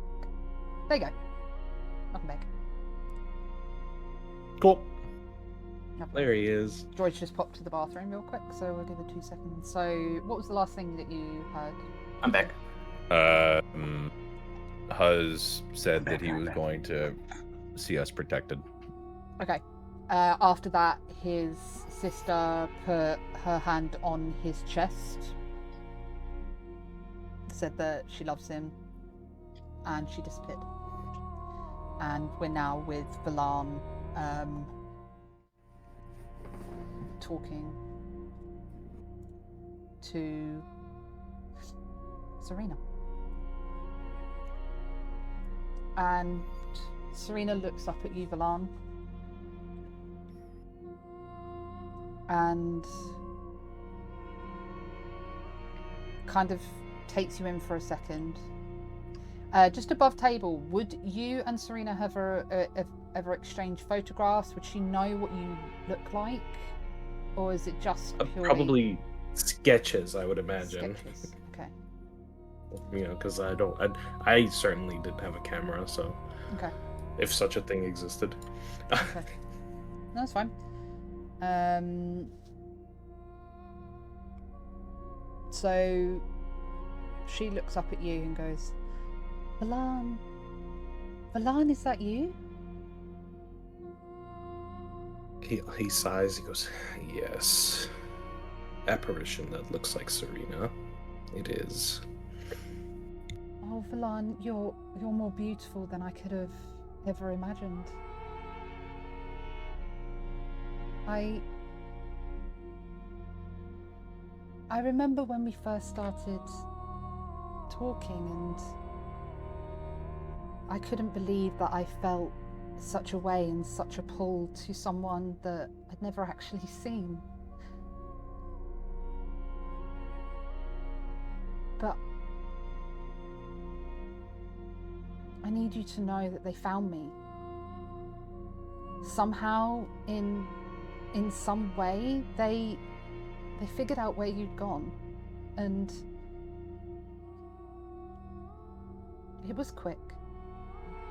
I didn't feel no pain. I'm just sorry that we couldn't do all the things you said we were going to do. Go for that walk, or go see the stars, lay under them together, hand in hand. And I fought, I did. I tried my hardest, but they were strong, just stronger than me, and I am sorry. I'm sorry that you've been put in this position, and I don't want you to blame yourself. I need you to promise me that you don't blame yourself. That I'm okay, I'm with her, and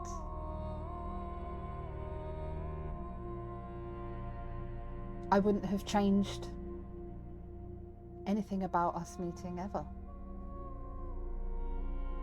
But I need you to understand, like I said, it's not your fault. I promise it's not your fault.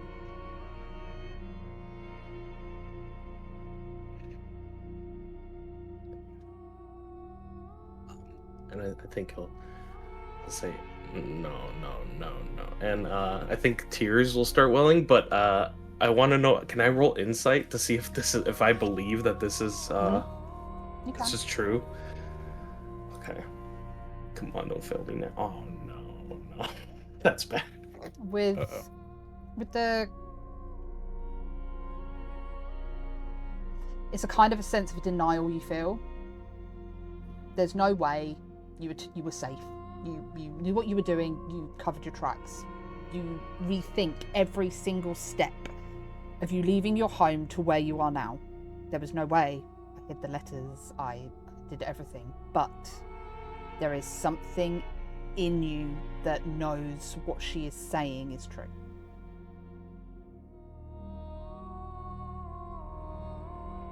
Like deep in your heart, even though you feel your heart sink, it's true. That is her. It's my fault, he says. And she kind of stands up and walks up to you and holds your face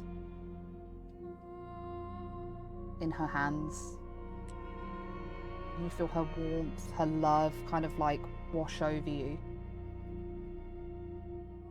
She goes, Valan, it's not your fault.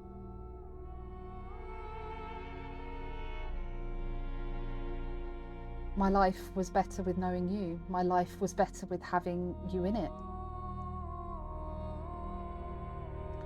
Please, please, please don't blame yourself. Please tell me you don't blame yourself. I'm telling you now, I don't blame you. How could I look at you? You are everything to me.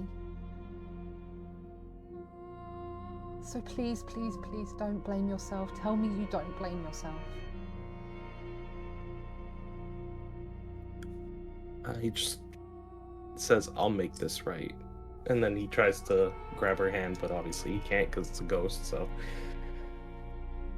I think he breaks down a little, maybe falls to his knees. And She says, I'll make this right, and he starts crying. she crouches down with you, puts her hand on your chest and says, Balan, I will always love you. And disappears.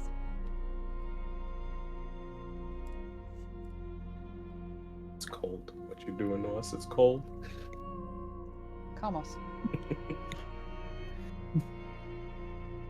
Carmos will sit across from the two.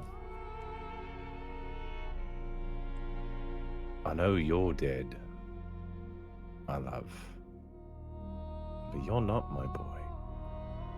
There was no sign at the house of any harm that had come to you, from what I could tell. This has to be a trick of the train.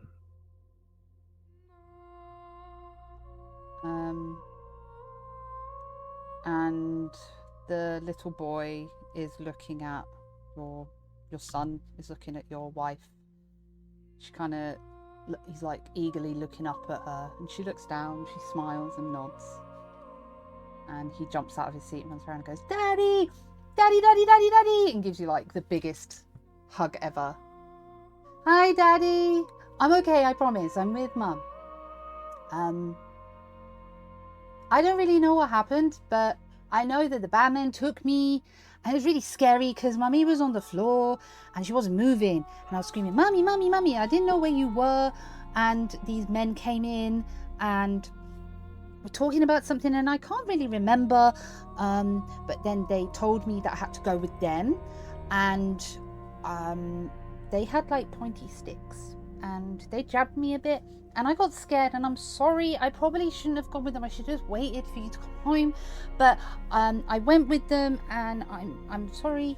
And then there was a night, and they made like a camp with a fire, and I got scared, and I wanted to go home, and I just wanted to see you again, and I got scared, and I ran away, and as I was running, I felt a pain in my back, and then I can't remember anything else. But then I woke up, and then I was with Mummy, and it was great, and Mummy was really happy to see me. She cried a bit, but yeah, she was really, really happy to see me. Isn't that right, Mummy? And your wife Just before you go in, as the son is like going up to try and hug me, my arms are like up here, just scared to touch this thing, because it's like, I don't believe that this is real. Mm-hmm. I think that something is at play here. Mm-hmm. But as my wife goes to speak, I'd look to her, because I know she's dead. I saw her body. Mm-hmm. But I can't believe that whatever just said all of that to me is my son. Mm-hmm.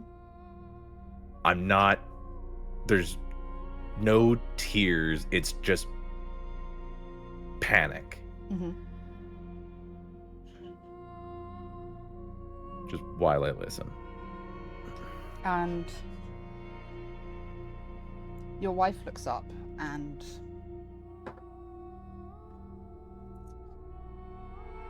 looks at your son and goes, Darling, come here. Don't overwhelm him. I know you're excited to see him, but come sit back down. Come sit next to me. And your son goes, okay. Kind of scampers back, like jumps up, sits down. Arms relax a bit more. And she looks over to you and places her hands on the table. She goes, my love.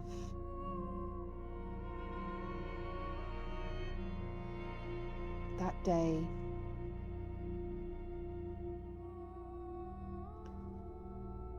that morning you left and everything was as normal. Our son was playing outside in the garden as he always does. And I was making your favourite pie, as I always do on a Sunday.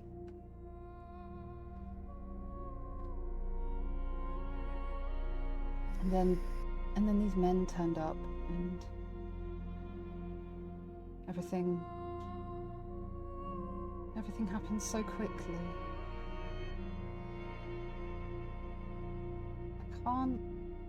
I can't remember much.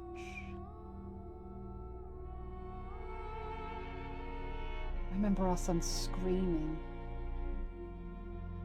I remember telling him to hide. I don't think he did. And they were looking for you, and I'm not sure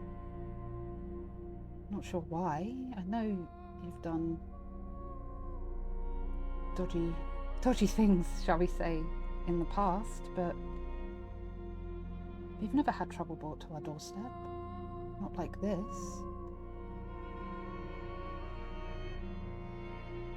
And all I can really remember is lying there,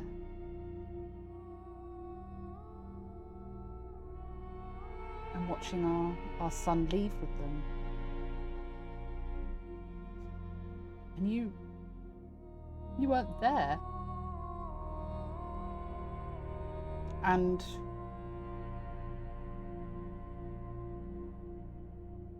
she, from being very calm, she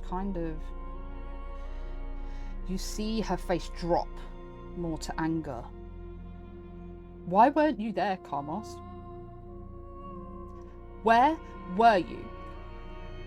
How was I meant to fight off 5 people? They took our son.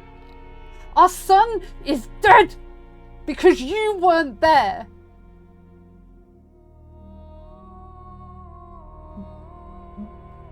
Why?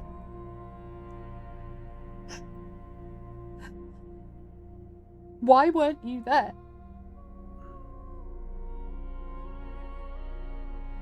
Will I find the men who took our son on this train? Don't you get it? It's so much bigger than the train.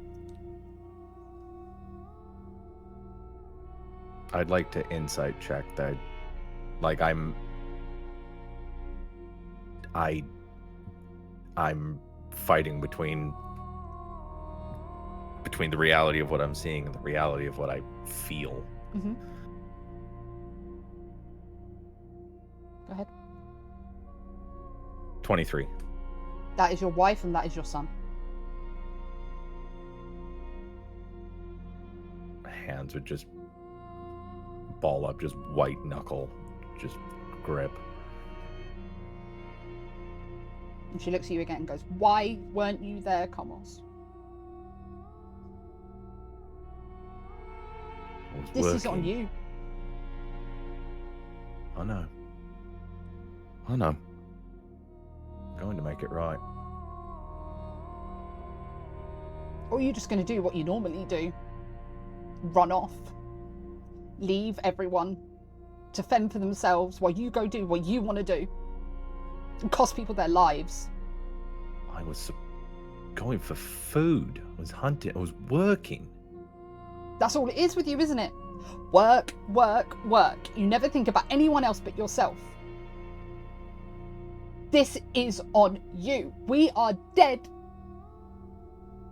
And you can see your son looking up at your wife, kind of looking a bit like, he puts his hand on her leg. It's okay, Mommy. Don't cry. It's okay. We're okay. We're with her. We're happy, aren't we? And she kind of like shrugs off her anger and goes, "Yes, my boy, it's okay. Don't worry. We're okay." Are you in pain at all? And she looks back at you and goes, "No. Good. You just have to accept this. For me, I need to hear you say that you accept that it was your fault. Forget everything else. Forget that I was going for food, that I was trying to help. Forget all of that. I need to hear you say it." I put my hand on the table where her hand is, which obviously my hand just goes right through. I shouldn't have left that day. I'm sorry. Will I find the people who did this to our family on this train? And she takes a moment and looks up at you and goes, "You will find answers." And she looks down at your son and goes, "Okay, my baby, time to go. Do you want to say bye?" And he looks up at you and goes, "Bye, Daddy, see you soon, bye, bye." And they disappear.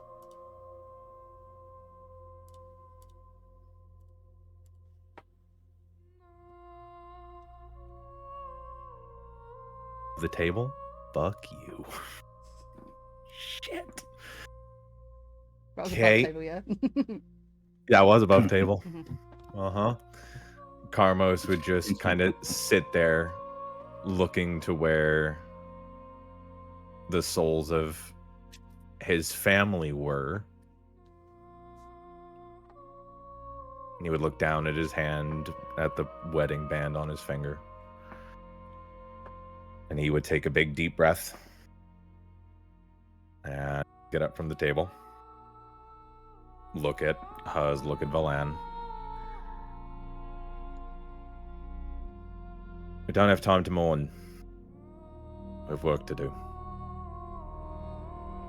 You both lost people. I've lost people. We won't learn anything if we stay here.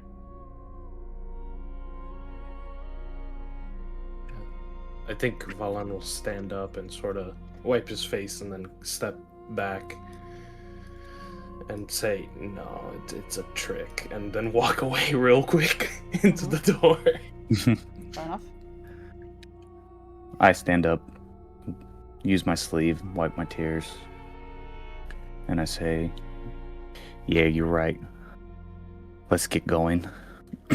We gotta get this figured out. We need to figure out what's going on here." And I walk towards the door. Before I walk to the door, can I, see, does this food look like food, or does this look like decayed? Just slop, basically. Does it look like this food has been here for, an eon? Yes. Okay. Also, before we leave, I can't help but notice this. Mm. And I'd step over, and I'd like to look into the box and see what I see. All right, make a investigation check. 13. So as you go to open up the box, the kind of wood crumbles in your hands. Kind of get a foul stench coming from the box. Everything there is rotten and Okay. just not good anymore. I don't see anything shiny, anything that looks Useful? useful by any means. No. No? Okay, then I go and join the other two at the door. Okay. Once everyone meets up with me, Valan turns to you both and goes. He breathes heavily and he goes, "I noticed They all mentioned they're with her, I think. Did you catch that? I might not have caught that. Would my family have said that? Yes. Your son said Okay, it. just double checking. Okay. And they did. And my sister said it too. We need to find out who her is. We really need to. I've got I a few don't- bullets to fit to ask her what's going on. I think this was a trick. There's no Certainly way that wish- this was a trick. That was my sister. And it was I know my son sister anywhere. and it was my son and my wife. However, I've got no clue anymore. Well, I won't know until we arrive, so I'm going to exist in a world of denial until then, and then I turn around. Let's use this pain, guys, and let's get to the bottom of this. I'll drink to that, Velan. Let's move. I'll Cool. Yeah. go through. And then we Go through the door. Yeah. Right, guys. We've I'm been also going to- going for 2 hours. Do you want to take a quick 5-minute break? Bathroom, drink, snack, stretch. Healy? It doesn't bother me none. Good either way, so. Yeah, I'm Okay, good. we're going to take, guys, I'm going to say it. We're going to take a quick 5-minute break, okay, guys? I want to run to the loo. I want to go get a quick snack 'cause I'm hungry. So, yeah, we're going to take like a quick 5-minute break and then we will come back, okay? But I hope you're having fun, enjoying it. And we'll be right back, guys. Yeah, I'm gonna send you my Let's do it. therapy bill Cool. after this. There's more to come, don't worry. Okay, Oh, we'll be right good. back. Oh, goody.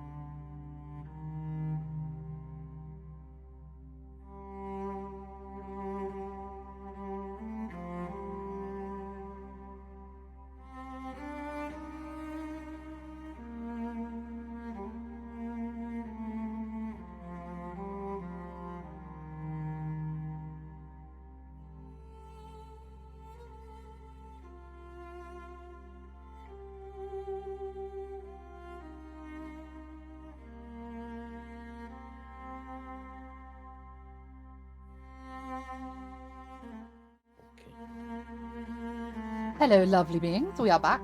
I'm sorry, I was really hungry, so I had a sausage roll. I was like proper famished. Great. The lovely team, the lovely group, bunch of bros were just discussing how they are feeling after that section. I love fucking people's day up. Right, let's go back to live. So, you head into Oh, this is a big one. luggage. Big area. So as you enter the room, you see stacks of boxes, cases and all of that. So you're gathering, you are in the luggage cart. Ahead of you, the room gets basically pitch black. Okay. So you can't really see much past where you're able to see now. Okay. And then over over the tannoy, you hear the same comments. You would recognise this voice as the same person you heard on the phone. Go. I hope you're making it towards the engine. Things are getting a bit. It's kind of like cutting in and out. So it's like, but I'm not going. I hope you're making way down train. Things weird might. And see you. Yep. And then it cuts out. Okay. I looked back to Huz and Valan. I was like, all right, I lied that everything was fine. Might have lied a bit, but it's fine. And then would take a few steps forward towards the vines and just be a little cautious about the fact that he can't see. So like 30 imagine feet you're in far. like a car, like you're in this car and you see boxes left and right. You see kind of like the start of a pile of boxes in front of you, and then it's like a wall of black. Okay. So Okay. you could put your hand in it essentially, but you wouldn't see your hand go into it. Oh, okay. Does that make sense? I'm not entirely sure this is going to help, but Valan will sort of do like some hand motions and then clap his fists together, and on the second clap, both of your eyes will go glaze over black because I'm going to share my eyes of the night with you. Nice. Okay. What does Lasts for 1 hour. So for 1 hour? Lovely. What does it gives them 300 feet of dark vision, Jesus Christ. or whatever that's worth. Hey, are you sharing this with just Karmos or Karmos and Huz? Yeah, with both of them. I can do up to 3 at a time. So. Okay, Lush. Perfect. So as you do that, Valan, you would have already seen this, but I will say this so you all see it together. Perfect. You see Uh, what once was the luggage cart is now been warped into kind of this mass area of boxes, suitcases, different bits and bobs of luggage. You cannot see a door at the end, but you see a light, a very, very dim light coming from an area kind of like in this mound of luggage. So I did question with him giving me dark vision. Would that because I assume the way it sounds to me, my sight would like flicker for a second. Would that probably creep me out? Yeah, you're stood there looking at this black wall essentially that you can't see past it. You blink and then see all of this, and all you saw Valan do was And, like flip his hands I- about and I'd wipe my eyes as if somebody just shined a flashlight in my eyes. I'd look back at Velnan and be like, "Little warning, be nice." I'm sorry. Fucking hell! First I do time. appreciate it. I'm Oh, the sorry. first time, and you're just gonna do it without saying anything? Huz sits back and chuckles a little bit, walks forward, and tries to use his perception to see if there's anything inside the crates that we can use. So you are doing a perception of the general area. To see, yes, to see Okay. if I can find anything in the boxes. Mm-hmm. Maybe see if there's any like source, like anything that we can use to kind of help Mm-hmm. in the future, type of thing. Mhm. Well, that's it. You see boxes. And Okay. boxes. And boxes and Not boxes. how much, guys. I'm sorry. The one thing that I- you do notice that is slightly out of place for what you would expect to find in this sort of area and setting is this. Okay, I walk over. A singular black raven. I walk over to the raven and use my animal speak to, and I say, "Hello there, Mr. Crow. Can you direct me into the way of anything special or anything that might be able to help us know which way we are going?" And the raven. And that is a With- charisma check. Ooh, I didn't realise the check. Sorry, apologies. Yeah, no, you're good. How charismatic are you being towards the raven? Not very. The raven just continues looking forward. Okay. As Huz I do apologize. Go ahead. As Huz is just talking to birds. I'll move over here and kind of same as Huz, just do general investigation, perception type to see if anything stands out.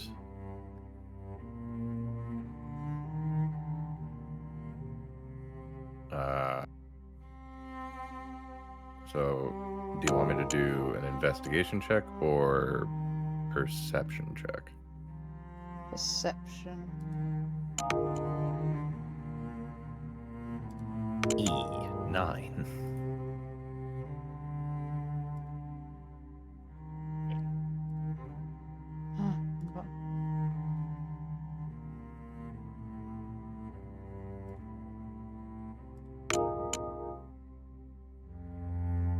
Ah, you see boxes, and with walking around the corner, you can see over here light seeping out might- from underneath the boxes. I might have a path over here, mates.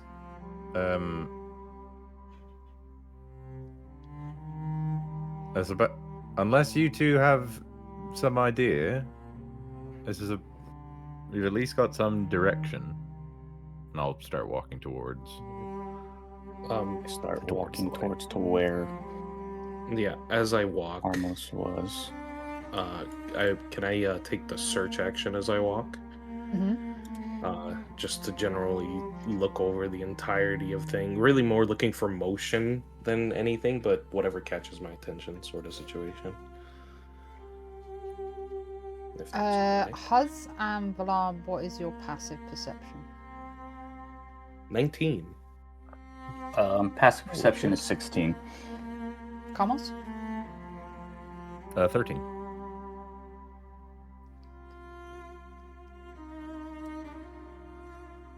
I'm thinking only one of us perceives something.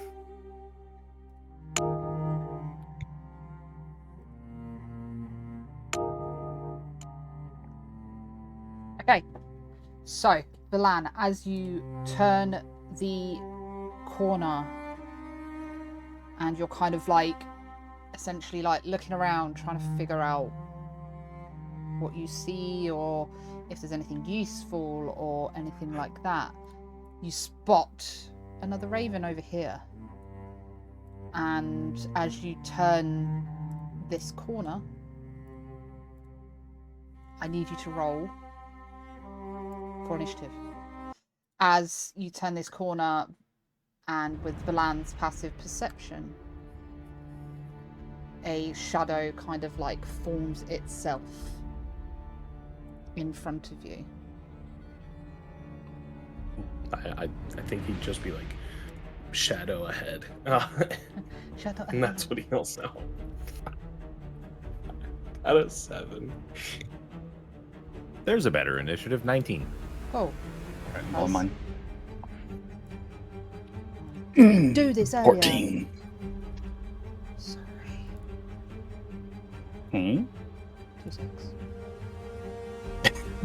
Okay. Okay.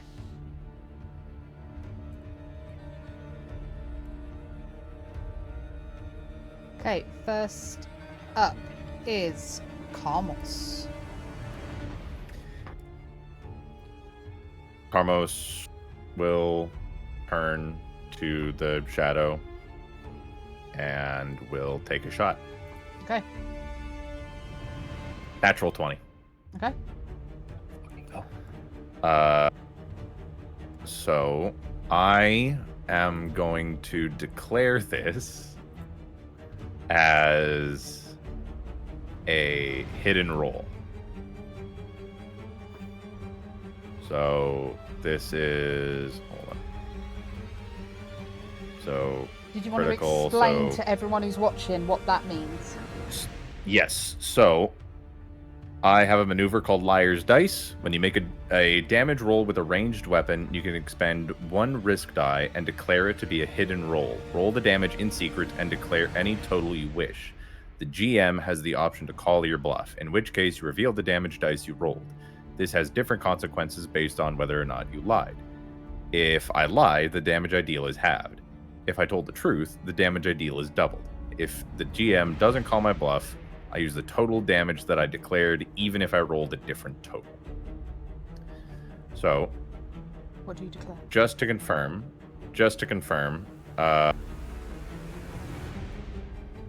I would roll 4d6 instead of the 2d6, correct? Yes, so you That's what with a nat 20 is classed as a crit. Yeah. On your character sheet for the damage for your gun, you can right click Yeah. and roll it as crit. Okay, never mind. And then Hold you on. can roll. Yeah, I was gonna. Yeah, gotcha. Crit damage. Send to self.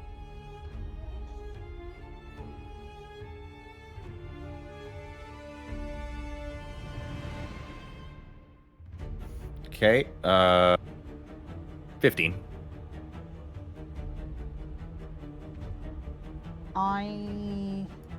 Oh shit. I'm gonna call your bluff.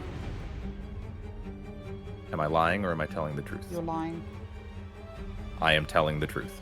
Okay, I need you to make, as you go to shoot, I told you to have a contingency for this. Yeah, so this is double damage, so it is 30 damage. Okay. As you go to fire your gun, I need you to make a wisdom saving throw. As you go to shoot this shadow, you see your son. 13.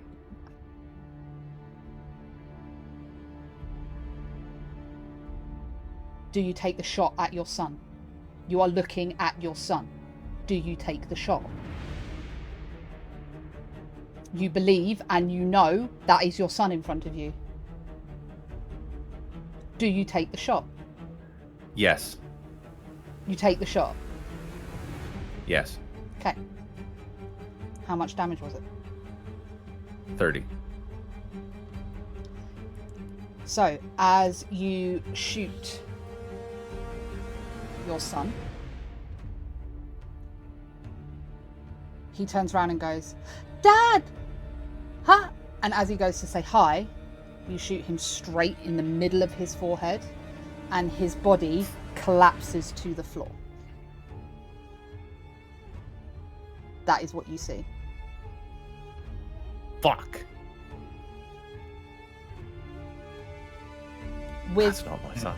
with that, Mm-mm.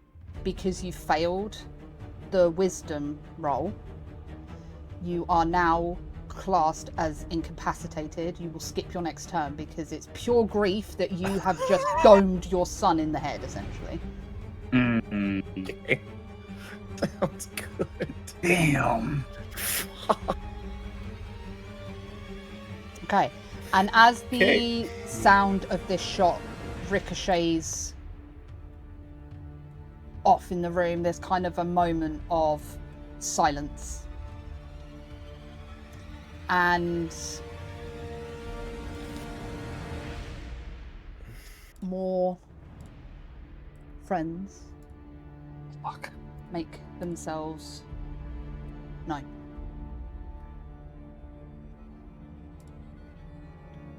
So after that, this Friends, I hate to be the one to ask for help, and I'm just gonna slowly back up 5. 10, you can't move. 15, You're up to incapacitated. the You No? can't move. Yeah, You yeah, are you're stuck. incapacitated. Right, You are right. stuck. Okay. You can't do There. fucking nothing. Okay, I'm not even gonna say anything then. I'm just panicked, looking to where I just shot my son. So,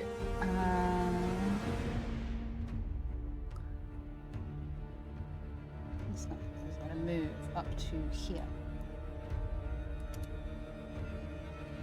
And he's going to melee attack you with advantage. 16 versus AC. Hits. Okay. You take 12 points of necrotic damage. Oh. And I'm resistant to necrotic. you take 6 points of necrotic damage. And your strength is reduced by 2. I don't know how to show that in. That's okay. Just Beyond. make. I don't know how you would do that on D&D Beyond, but it basically uses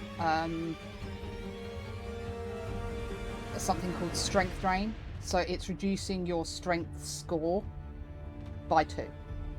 So if you were to make a strength saving throw, you would deduct 2. That makes sense?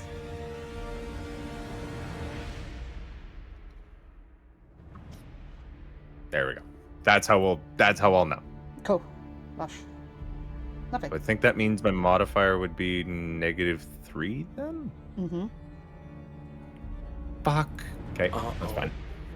If that's bad. Okay, next up, Huz. Hey. Okay. Sorry, give me a second. I'm reading something. I do apologize. No, you're okay. So, Oh, Gucci, your initiative. I know. I'm going to. Let's see. It's 10 foot. So if I do it there.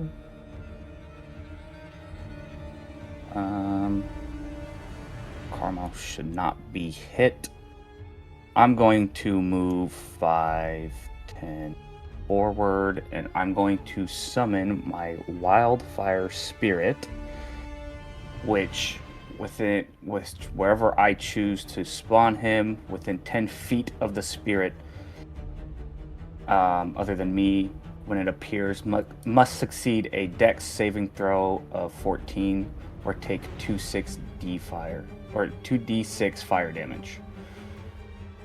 So I'm going to spawn him. And what does your spirit look like?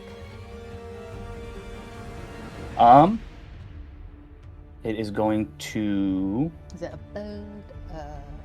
Bat? It's going to be a. I honestly never thought about this. I do apologize. I told you I'd ask you. I basically I know. need to know so what token I can put in for you. We're going to do a. It's a land shot, sorry. We're gonna do a fey bat, if that makes sense.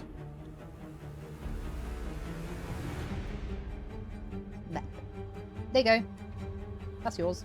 Okay, so I'm going to spawn him right about here. Okay. And, Armos should not take damage, and you need Dex. but it has a 10-foot radius when it spawns in to do fire damage in the surrounding area. And then you need to make a Dex save, yeah? Correct. Dex save of 14. It says DC 14.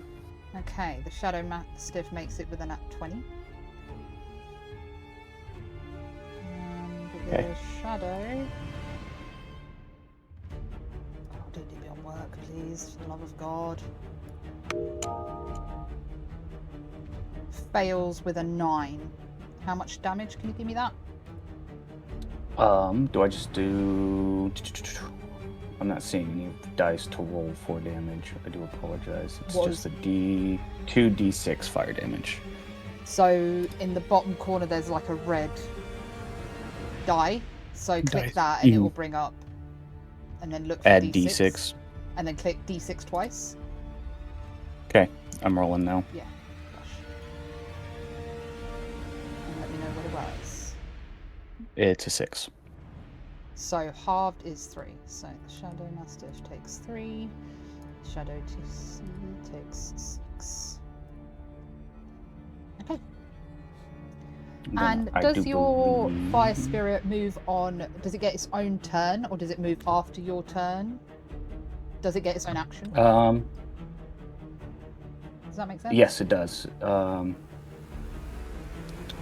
It says here, in combat, the wildfire spirit shares your initiative count, but it takes its turn immediately after yours. Okay. The only action it takes on its turn is a dodge action, unless you take bonus action on your turn to command it to take one of the actions in its stack block. Okay. Or take a dash. Okay, perfect. So you have used your action to summon it. Do you want to use your bonus action to make your fire bat do something? Or are you just going to leave it at that? I'm going to use my bonus action.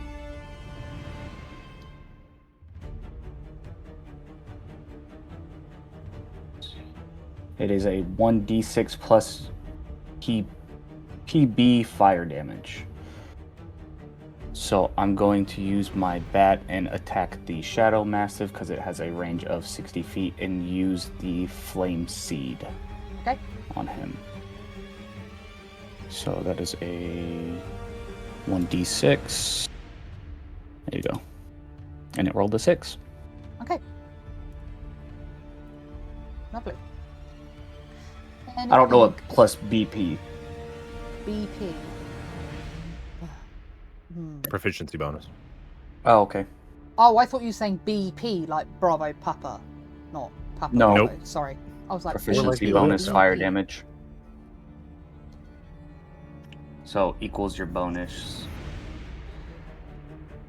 So, do you have a proficiency in fire damage? Do I? I don't think I do, to be completely honest. I think that just means that you deal your proficiency bonus worth of damage. I think so, yeah. Okay. I don't even know how to check that, to be completely honest with you. I do apologize. No, that's okay. Right. Anything else on your turn, Huz? Nope. That'll be it. Next up.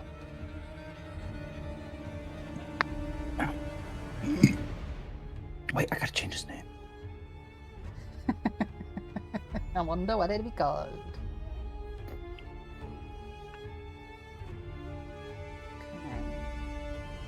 Okay.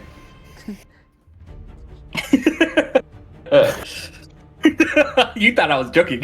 So this guy is gonna move. Oh no. Oh. Or not. Oh, I don't take my next All turn. the way to here. What? It has 60 feet.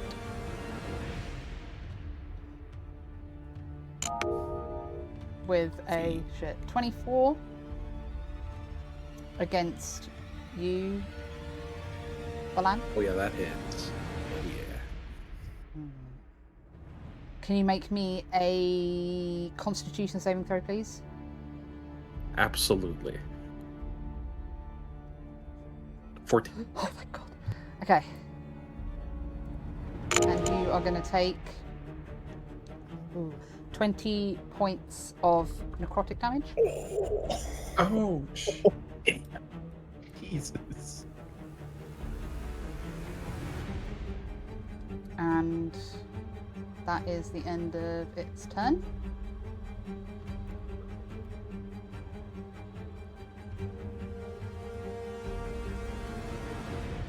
Next up is the Shadow Master. He is gonna move here. Yeah.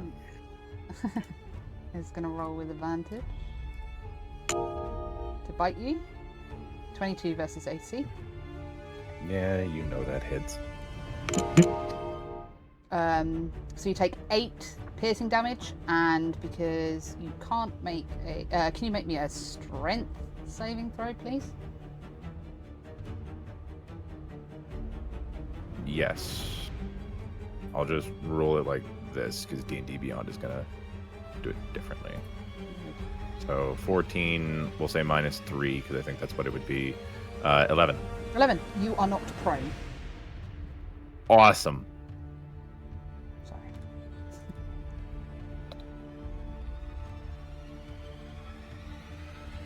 Okay. Next up, Valan. Oh, okay. I mean, my eye is going to light up for a brief moment as I mark this wraith as my hunter's mark. Yep. I'm gonna cast that. And that's a bonus action. Mhm. And then 2 attacks from my left short sword. Just, I hope I hit. Okay. Here's the first one. 14 probably doesn't hit, does it? That does hit. Oh, okay, wonderful. I was worried. Here's the damage from the sword, and then it takes an additional d6 from the hunter's mark. Nice. You're probably really good on your Nice. hunter's marks. That's great. I know. It's the only good thing about me. Alright. And then for my second attack, I will roll again. Please hit. I'm assuming that also hits if the 14 hit. Correct. That hits. Okay, and this time it will deal an additional d8 damage, so it's short sword, Yep. then the hunter's mark, and the additional d8 for another 13. Nice. Fucking this thing up. Yep. Good job. And that's all I got. Well, actually. That's Okay. my turn. Next up, Kamos. You are. I After- was get my turn because I'm incapacitated.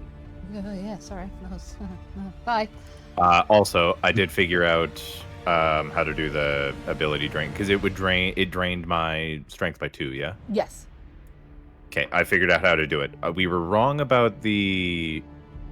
modifier. The modifier would have just dropped down to a -2, but still. Doesn't Oh, matter. okay. Good to know. Good to know. Sorry. Yeah, that is. Yeah, no, that's fine. That is my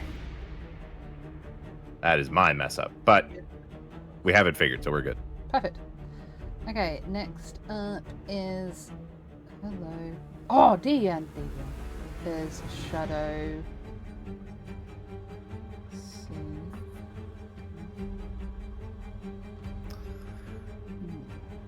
It would be Shadow C, I believe. Yep. Hang on, sorry. You're good. I wonder who it's going to attack. I'm just so glad I have a resistance to necrotic damage. Just gonna move over Oh. here. Ooh. Excuse- Pardon me.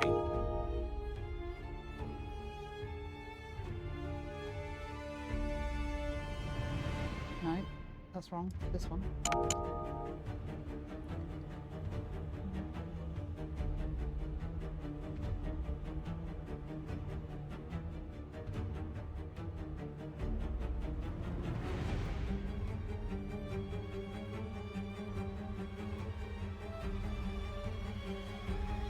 And goes, you're prone, you would see it leave behind you. Huz, you would see this shadow move past behind these boxes and disappear. That's the end of that guy's turn. Huz, your Okay. turn. I'm going to... let's see here.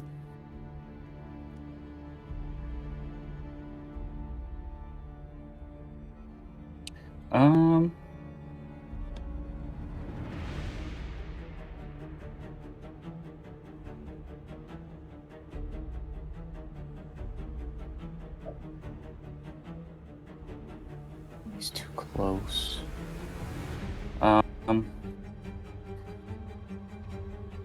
We're going to, let's do 5, 10. And we're going to smack the Mastiff with the Scimitar. Mhm. That was horrid. That hit. Okay. Good Slashing damage. 4. 4. Good damage.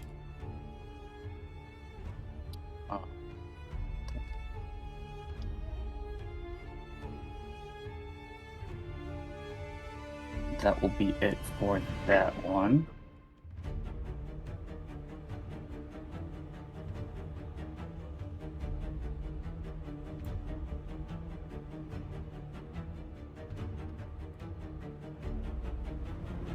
And then if I'm correct, it is Puta's turn. Yep, if you're not taking your bonus action for yourself, then yes. No, yeah.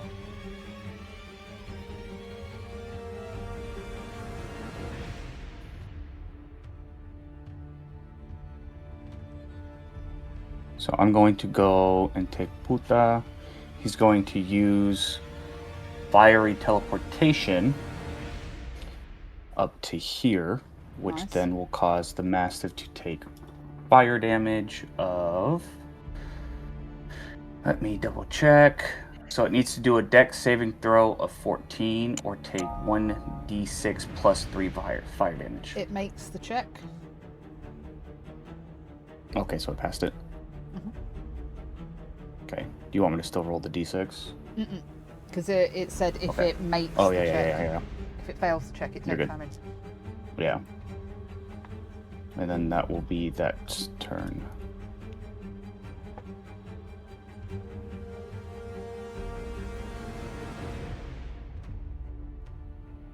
Okay.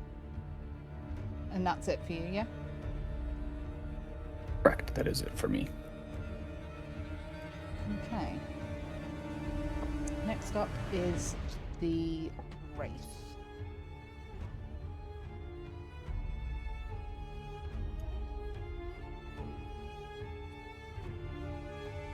The Wraith is going to move away from you, Valan, and you can get a opportunity attack if you wish. I will take it. Ooh, That hits. 21. Perfect. Here's the damage from that, and here's my hunter's mark. Ah, well, wonderful. Not a good. What was the first one from this? 6. It says total of 7.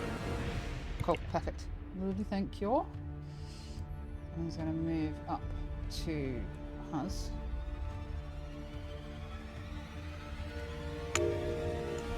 Ooh, and rolls an 8.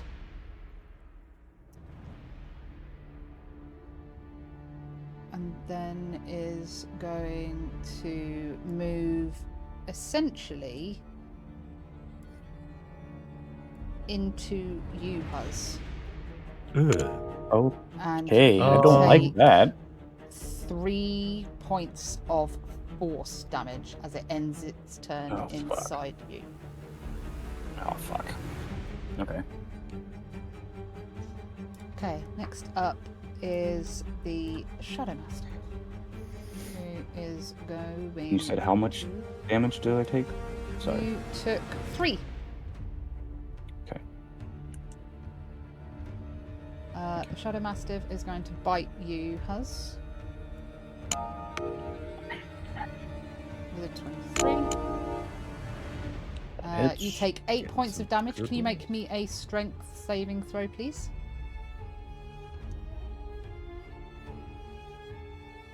Well, that didn't say for shit. You are knocked. Okay. I took the damage off as well. Okay. Everyone's fully in order. Next up, Valan. Okay, so I would no longer be incapacitated, right?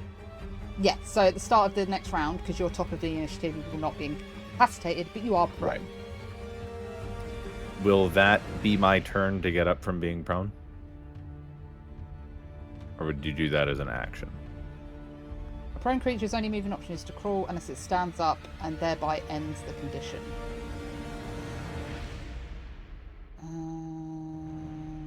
Would that count as an action? Hang on, I'm reading. Your only movement spend an amount of movement equal to half of your speed to right yourself and then end the condition. Okay, So you then will yeah, use I half will. your movement to stand up. But it's Okay, I Valan will- first before you. Oh, sorry, my bad. My bad.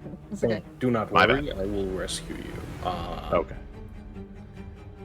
I'm going to move on up to this Mastiff and then go here to gain Nice. that sweet advantage. Yes, yes. And attempt to strike it twice, once with each sword. Okay. Go ahead. The 20, I'm assuming, hits. Yep. It does indeed. First attack for damage. And then second attack, probably 8 probably doesn't hit. So No. Unfortunately, that does not hit. and that is my turn. Okay. Kamos, welcome to the fight. What would you like to do? I'm gonna stand up, Mm-hmm. So and that's half your movement. my movement speed has now dropped to 15. Mhm. I am going to use a maneuver. I'm gonna dodge roll to move 15 feet away without provoking opportunity, Mm-hmm. as well as being able to reload. Yep. So 1, 2, 3 for 15. Lovely. And let me click off one of my risk dice. I'm then going to move another. Oh, hold on.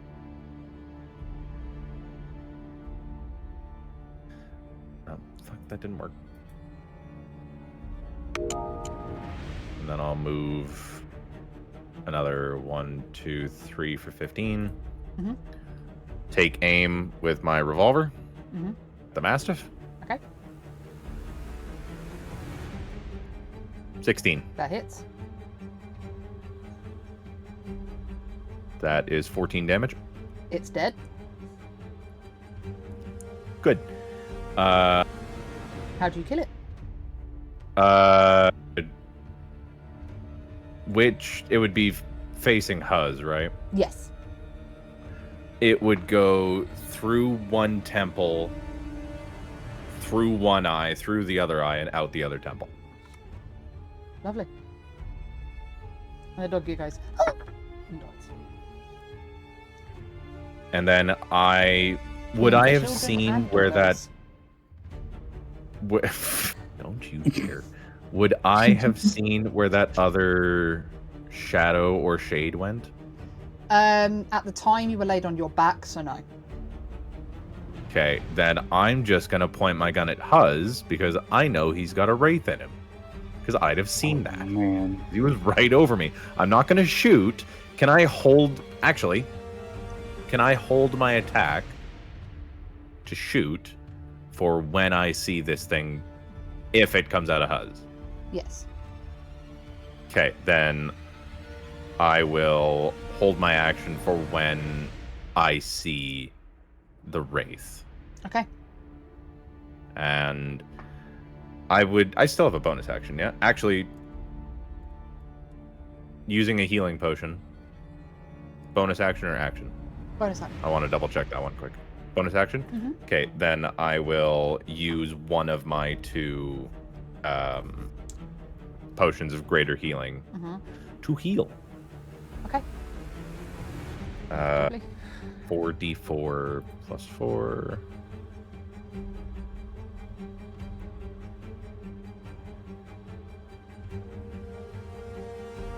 Uh, 15. Lovely. Heal yourself that. Back to full. Okay. And then that will end my turn, holding my action to shoot the wraith. Cool. Lovely. Let me know when you want to hop in.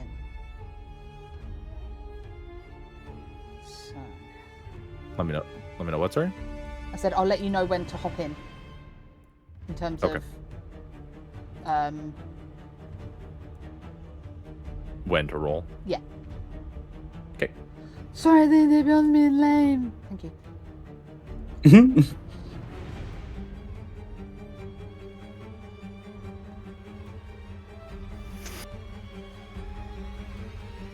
Yeah, that'll end my turn.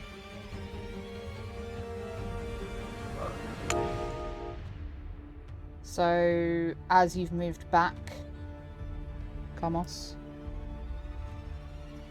the shadow appears behind you with a nat 20 to hit you. Okay. I don't want to use another risk die yet, so yeah, fine.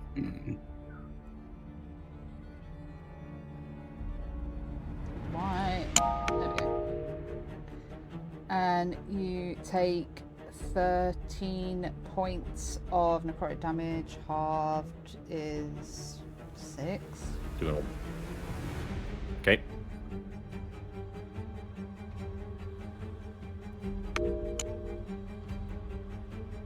And your strength is reduced by 3. Damn. What is your strength at?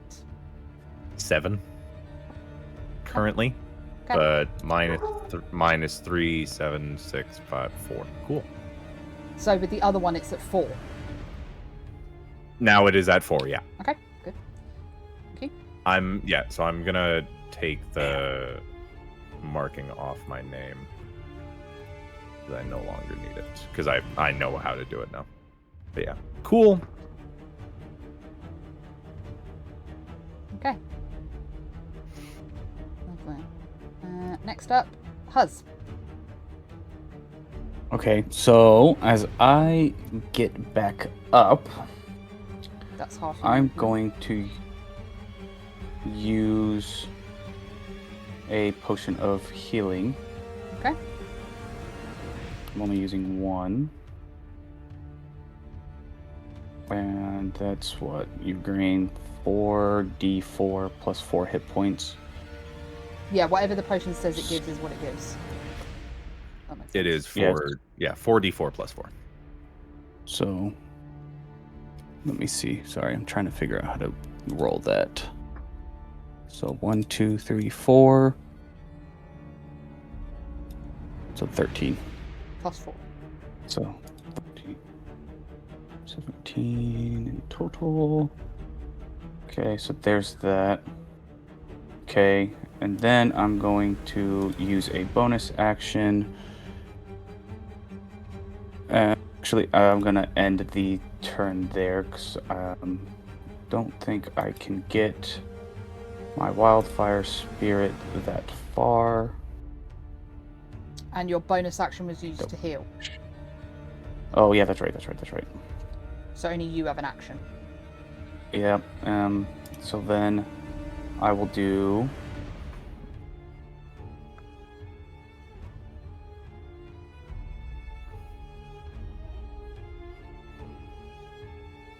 Let's see. I will do produce flame. Okay. Which will put a 10-foot radius around me, and I will hold it until next turn, because then I can use it to attack next turn. Okay. Lovely jubbly. So I have a 10-foot radius of dim light around me right now. Okay. Dim light. Yes. Okay. Perfect. Thank you. You're welcome. Sorry, I needed the race token. You're good. You're good. Okay, so the wraith reappears. Perfect. Carmos. Ready for me to roll my dice? Yep. 15. Hits. 14. Lovely. That's it, isn't it? Because that was the one thing that you had. Yep, that's it. Okay. And the wraith is then going to attack us with 17 versus AC. 16. Lovely. Can you make me a Constitution saving throw, please? Go.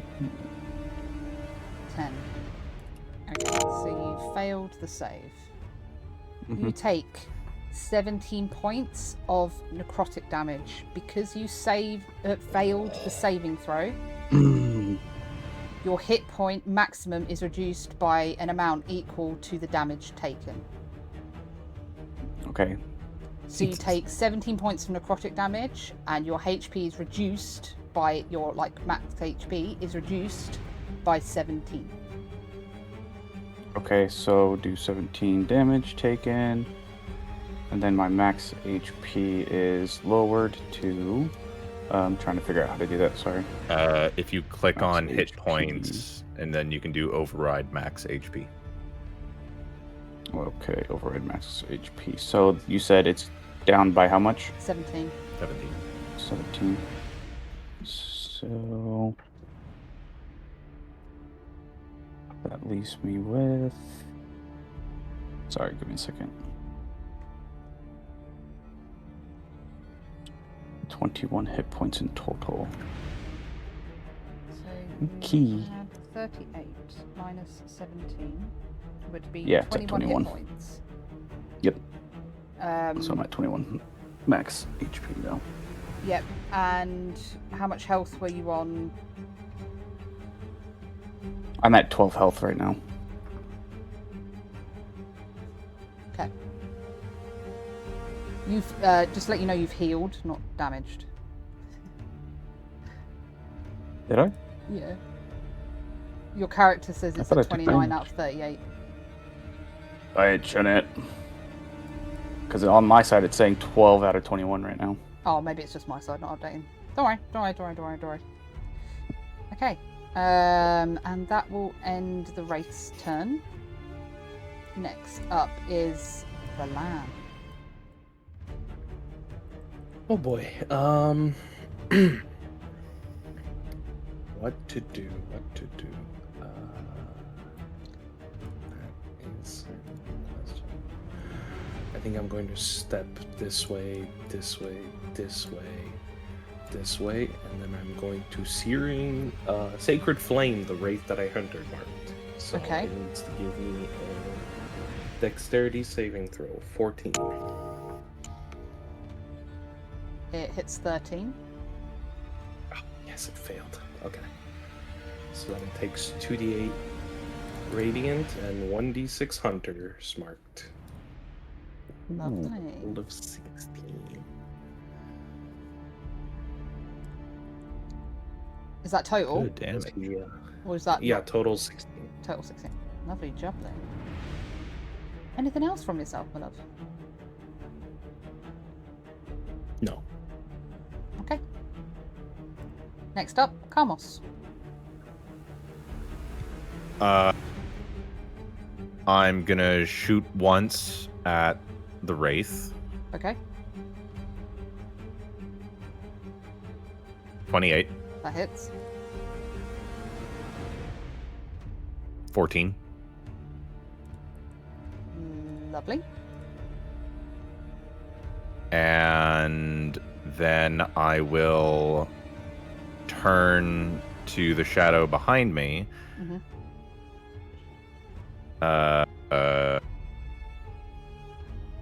I'm gonna step closer to it. Like, is it It's directly right next to me, behind or you. is it? Like if you were to turn around, it would just Okay. be in front of your face. Okay? And then I am going to hit it with my dagger. Okay. Go ahead. Please. 18. That hits. 8 damage. Okay. And Wraith that was hit with the revolver is slow, so has 10 foot less in its move speed. Even though, didn't you say it has a 60-foot move speed? Yes. Yeah, okay, so it doesn't make much of a difference, but that's fine. It still That's matters. fine. No, it does not. That's fine. Okay, that's the end of my turn. Okay. Next up is the shadow. Yep. With a 6, which misses. So Yep. that's the shadow's turn done. Huz, your turn. Okay. So that produce flame that I had, I'm going to use that on the Wraith. Out Okay. of spite, because he went to my body. So here's this. Sorry about that. So that's 11 to hit. That misses. Damn. Your spite Okay, wasn't so my enough. flame- I guess not. That puts the produce flame away. So we're going to use the bonus action for the wildfire spirit, and we're going to Let's go, Puta. flame seed the wraith. Okay, so it's a dex save, correct? No, it just does a 1d6 plus proficiency bonus, Okay. which is Go equal ahead. to my bonus.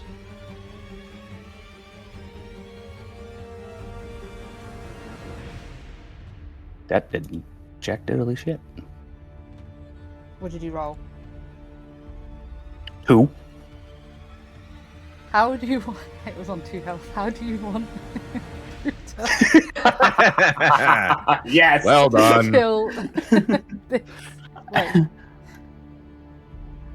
So the flame seed gets shot and lands directly on its head, the top of its head, and slowly starts to melt through its head, causing the wraith immense pain as oh, it combusts in flames.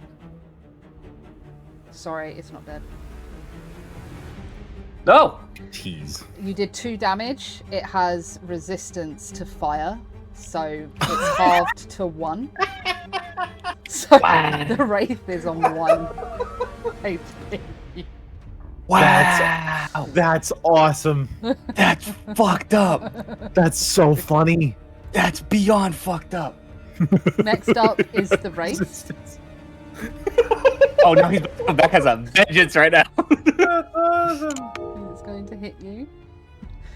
Of course. For a dirty 20. Oh fuck! I'm dead. Oh fuck. For 25 points of necrotic damage. Jesus Christmas. Yep, I'm dead. So you Are you need dead to. or you? You are now in saving throws. So if you Okay. like, it should say at the top of your character sheet saving throws. So on your turn, you roll a saving throw. If you fail Okay. 3, you are dead. Okay. But it will show you what to do when it gets to your turn.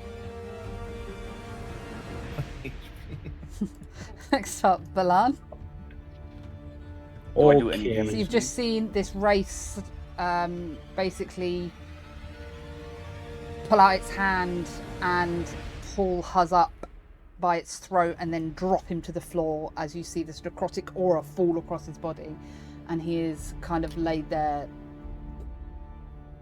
dying. Yeah. Just going to rush up to here. Hmm. With my offhand sword, go with like a leg sweep on the wraith to try to finish it. Okay, Don't miss. Please. that 15? hits. Perfect. Yes. There we go. For minimal damage. Oh, Yep. I guess suppose also. How would another you want D6 for to a take D4. the kill? Promptly Yeah, so as I said, Currently watching his- Uh, Valan slides and then does a sweep, and then I just want to take its legs off.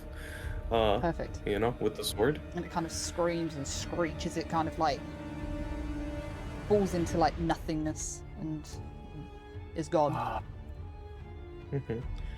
And then I will clap my hands together, Mhm. make some weird finger signs, Mhm. and then slam my hand on Huz's chest, and I will cast Spare the Dying. Nice. Yes. That puts him Thank back up you. to 1 HP, yeah? I think it just stabilizes him. Hold on. It isn't. The creature becomes stable. Yep. Okay, cool. So you're back up on. Okay, so I stay at 12. Yeah. Yes. Thank you, Valan. Thank you very much, sir. Thank you. Okay, top of the round. Carmos. I am going to use Chill Touch on the shadow. Okay, 15.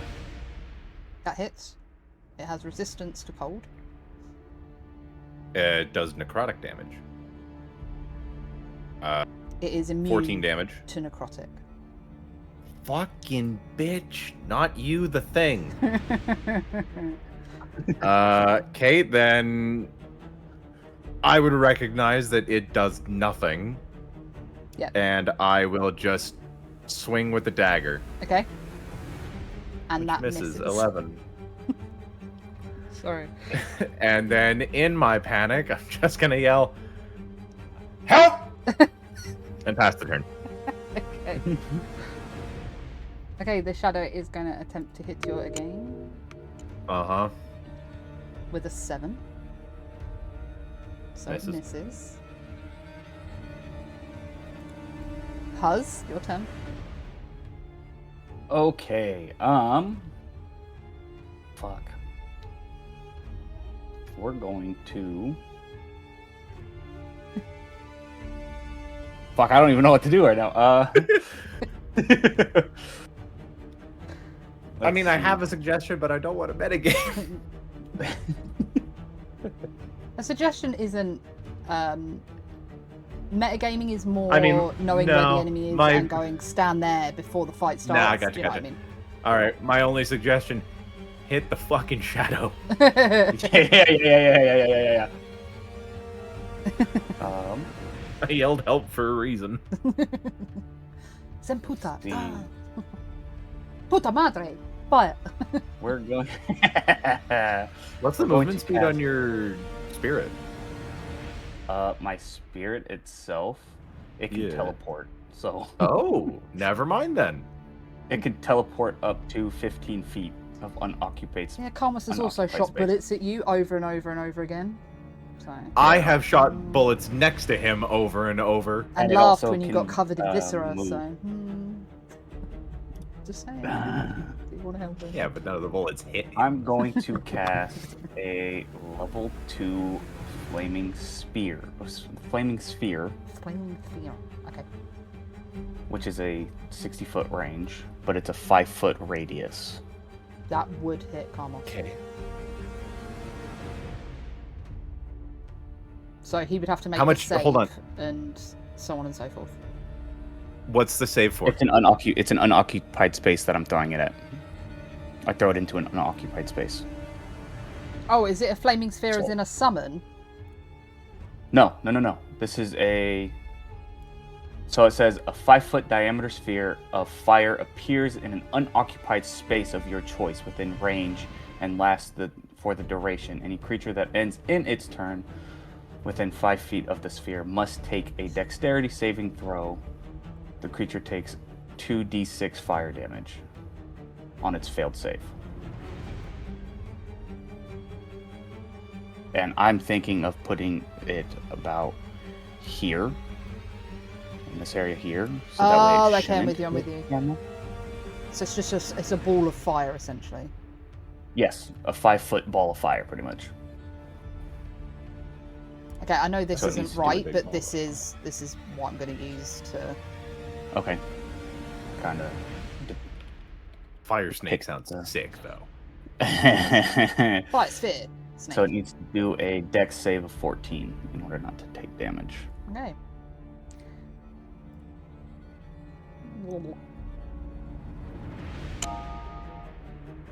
And it fails. How much fire damage does it take? It takes, let's see, 8. 8, okay. It's not dead. Valan? Fuck. Um, It's Puta's turn. Oh, because that was your action. Sorry. apologize. Puta, what are you doing? Yes. What are you saying, bro? Puta. We are going to do. Let's see. We're going to do a flame seed again Mm-hmm. on the Shadow Sea. Mhm. Since it has a 60-foot range, which should hit. Actually, Wait. yeah, so 5, 10, 15, 20, Yeah, it doesn't 25. About 30 Like- feet, it's good. Okay. Yep. Which is a 1d6 roll. Okay, go ahead. Give me the damage. 2. Fuck me! Puta, you ain't doing shit. It is on 1. Híjole, puñeta maricón. Next up, Valan. it's my time to do this now.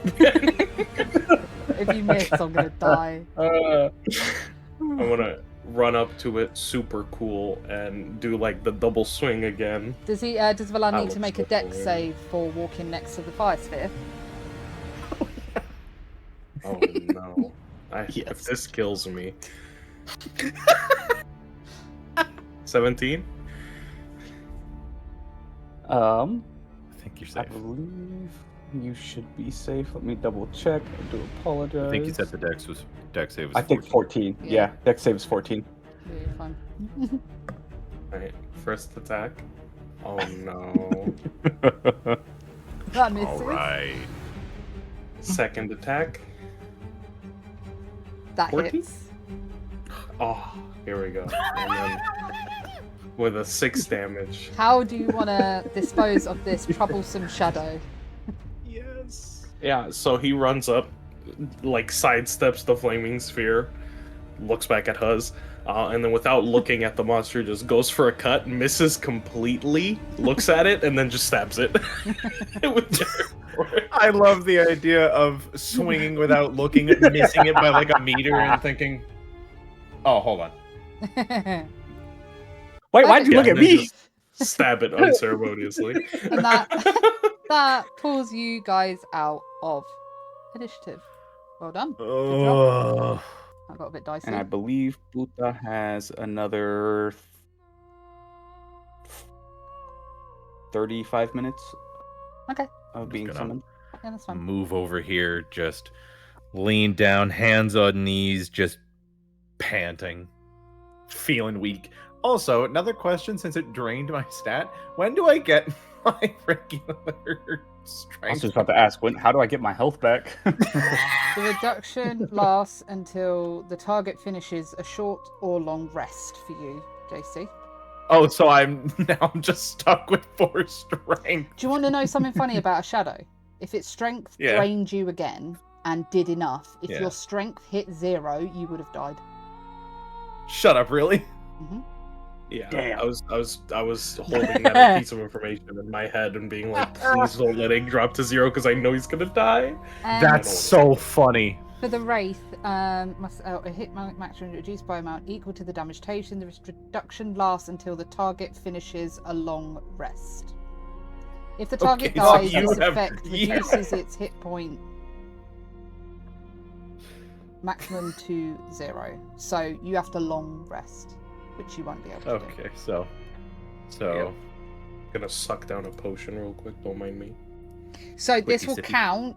If you want to take this, guys, you can kind of short rest, talk about what's just happened, maybe ask Karmos why when he shot the first shadow, he stopped moving and didn't do anything. Like, just I give will yourself take- a minute to kind of just chat and talk through stuff. You're getting I close will to the take end. this short rest. Do this real quick. I'm gonna cast a.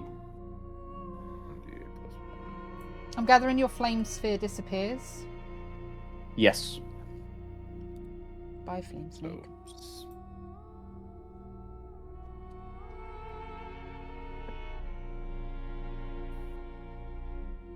I rolled a 1 on my hit die, I just want everyone to know. hell yeah. I believe I get my risk dice back because I short rested.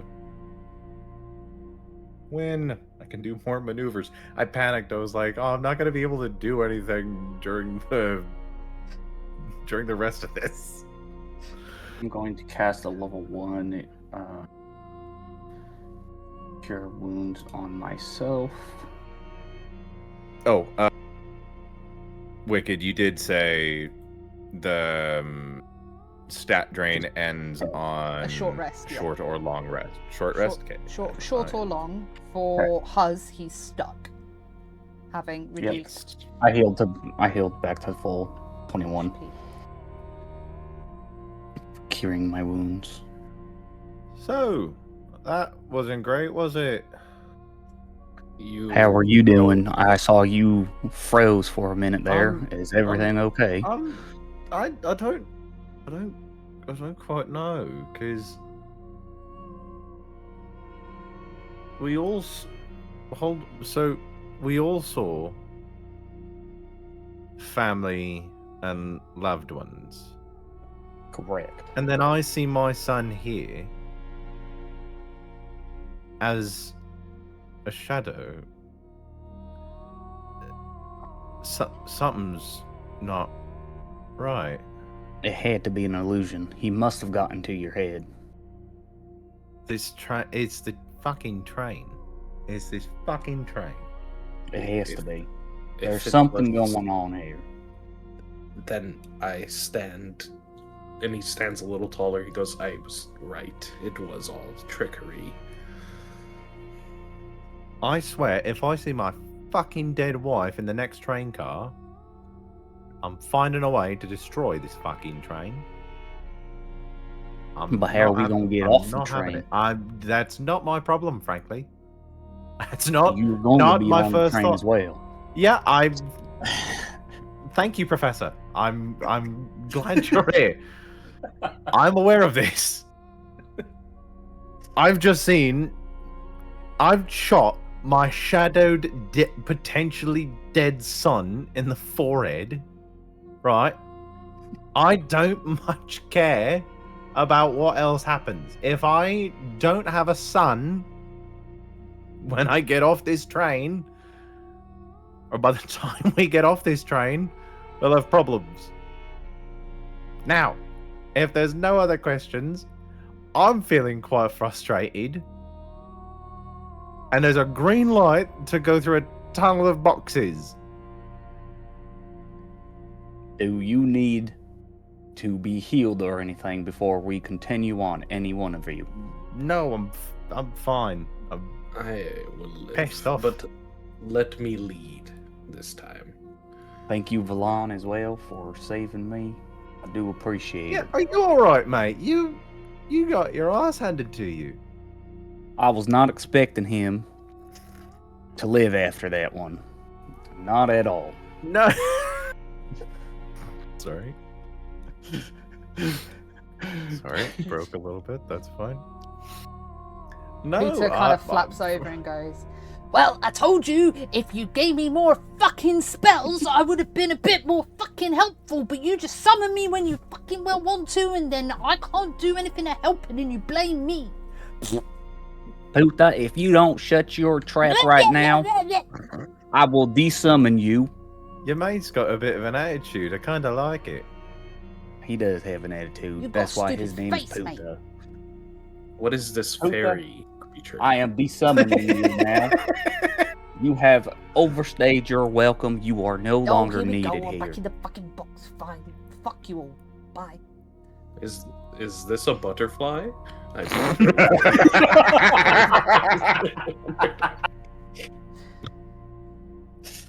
He's just a And pretentious asshole. if bats could put their middle fingers up, he puts his middle flappies up and goes, as he gets desummoned. He's just a pretentious asshole. Don't mind him any sense at all. Sorry. He's just a pretentious asshole. Oh. God, that's awesome. Loz, could you add that as a quote? That'd be great.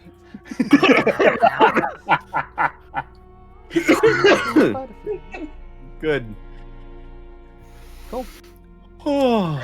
So, with getting rid of the stuff that was there, what would you guys like to do? You've obviously spotted the ravens around the place. Something I want to do quick. Mhm. The raven that's right next to the door. Mm. Because this is just out of pure anger at what we dealt with in the last train card, what we dealt with now. I'm just going to shoot the raven here. Okay. Okay? 12. That hits.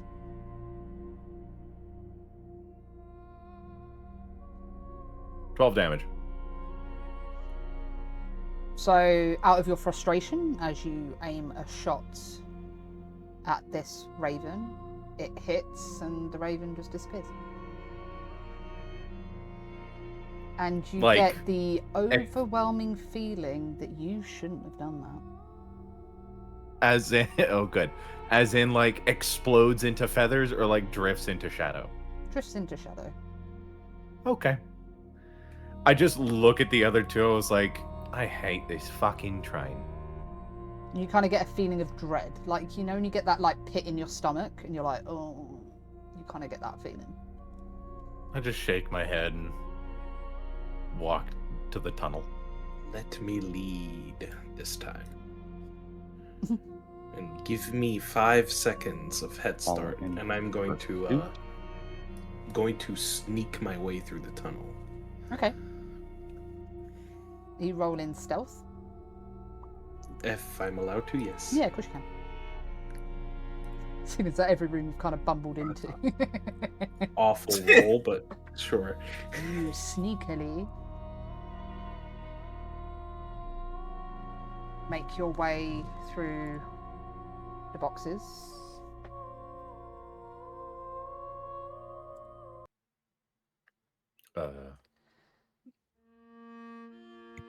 And I would say you guys probably aren't in here yet. Just for Yeah. for now.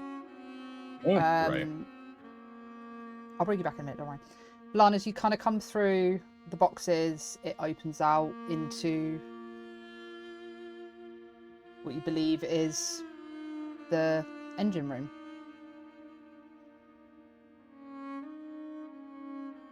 you see 2 hatches in front of you, the main helm chair. To your left, a table with various scrolls, mapping tools, and things like that. To your right, open curtains, and you see a bed, unmade. The backpack towards the back, where all the controls for the engine are. You can feel the heat of the flames coming out from the furnace.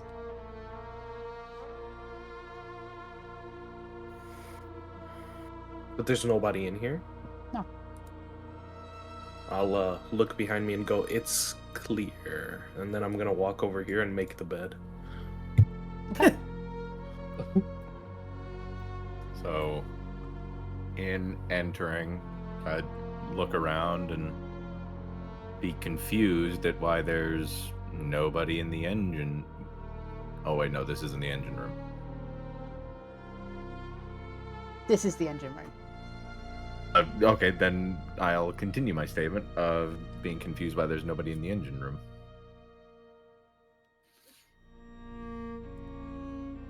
Wasn't there a person that just came over the intercom not long ago trying to get us to get here? Where did he go? There should be. I thought at least. Carmos will walk over to the backpack and try and sift through, see if he can find anything to give him answers. Okay.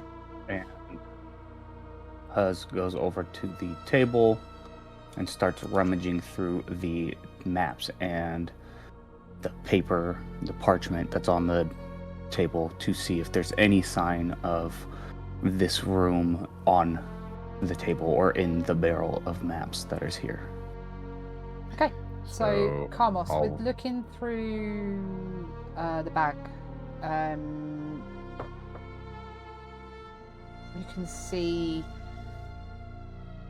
what you believe to be someone who's prepped for a longer journey.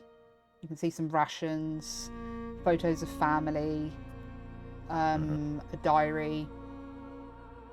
Nothing like of overly importance in it. A note from what you would gather be a family member, some clothes, a couple of tools, spanner, that sort of thing. Picking up the diary, flipping through, would I see anything concerning, questionable?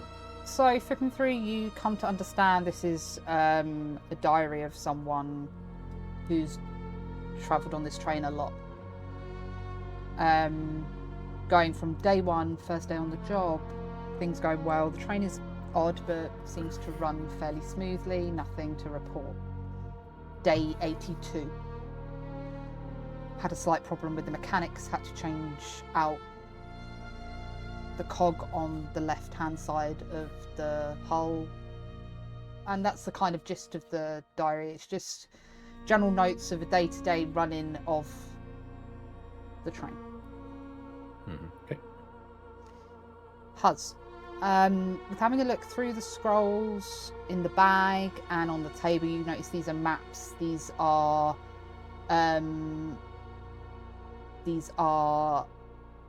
charters of the train's journey through where it goes.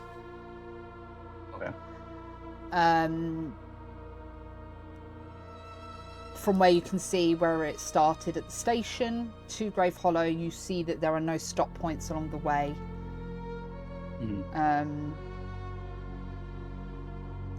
Can you make me an intelligence check, please? Yes. Do you want me to do investigation? Intelligence to see if you can understand what these maps Oh, are. okay, gotcha. Nope, no, I do not. They're maps Got a nat fucking one. with lines on and words of Grave Hollow Station. And squibbly lines that you're like, oh, they're cool. If I look at it close enough, I can maybe make a face. Do one of y'all know how to read maps? Yeah. I You can read might it. want to come take a look at these. And I Okay. step back away from Bef- the table a little bit. Before I go over there, the runes around the captain's chair, would I recognize that at all? Would I understand maybe the... Give me a little investigation with advantage. Nope, then let... okay, so the first roll was a 6. Your roll is the roll I'm giving you is 6. No. Okay, cool. You'd be like, oh, cool, I'm blowy gonna- patterns. Blue, glowy Yeah. patterns, pretty. Great.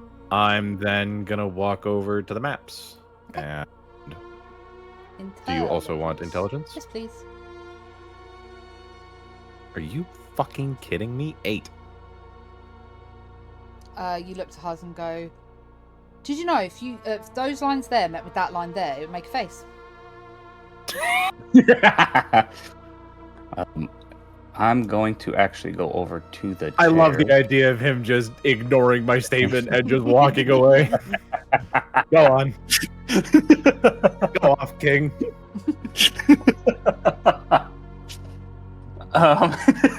Screw me though. Sorry. You know you're good. Oh fucking A, that was funny. I'm going to actually cast Detect Magic Ooh. at That's level way smarter 2. than me just looking at it.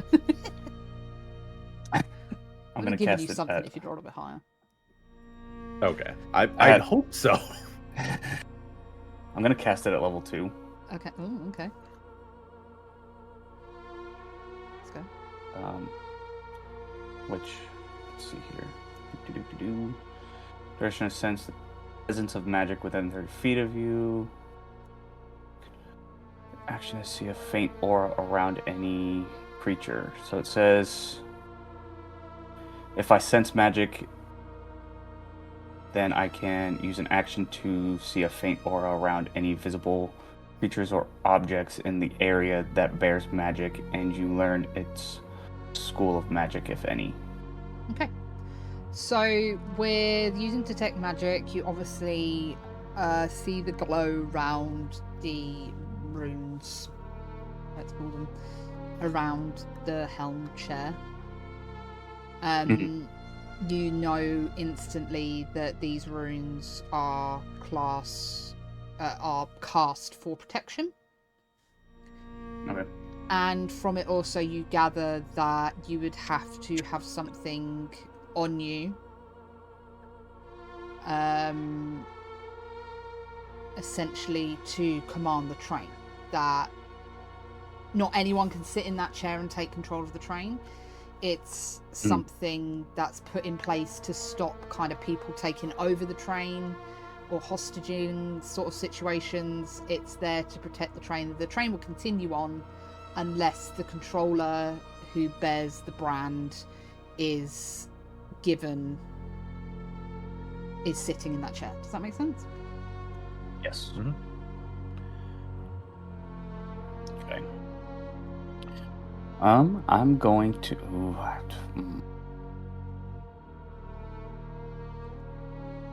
Carmos will walk over to this hatch, try and lift it open. Make me a strength check.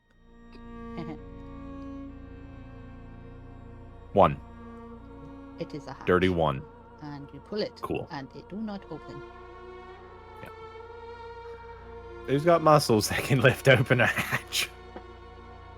And as you're kind of conversing, a sudden darkness kind of pulls into the middle of the room. And in a flash, a woman appears. She is tall, she has long, jet black hair. Don't you move, Carmos. There's a reason I'm moving. She has long jet black hair, a long cape, imbued with black raven feathers. Carmos, in panic, is gonna draw his gun, not fire, but draw. I'm standing there, she kind of looks up and says, well, aren't you all rather nosy going through things that you shouldn't be going through? Carmos, please. Lower your weapon, I'm not here to harm you. I don't believe that.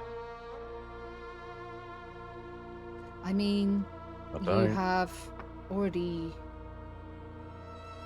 shot one of my ravens, so you are starting to walk a very fine line with me. I would be careful. If you would all listen I'm not lowering. and I'll listen, but I'm not lowering my gun. hear me out, essentially, I can tell you what your purpose with being on this train is.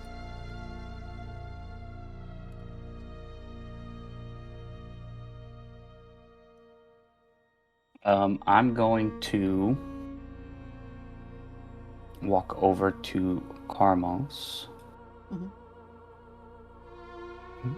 Hey there.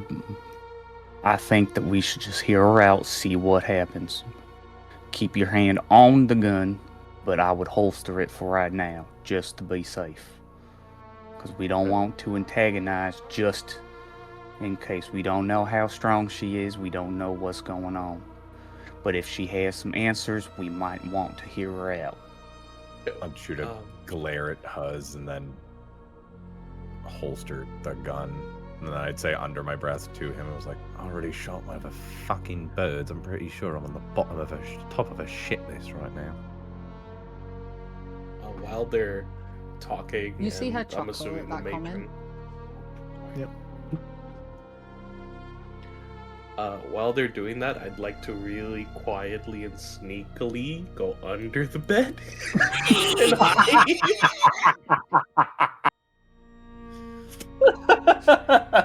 I'm not here. That's awesome. Can you roll me a stealth, please?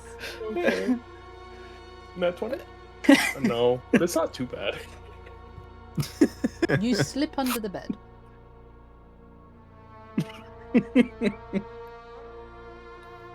And she stands there looking at Carmos and Haz, and she goes, Valan, come out. You do not need to be scared. I'm not here to harm Shit. you. I come out.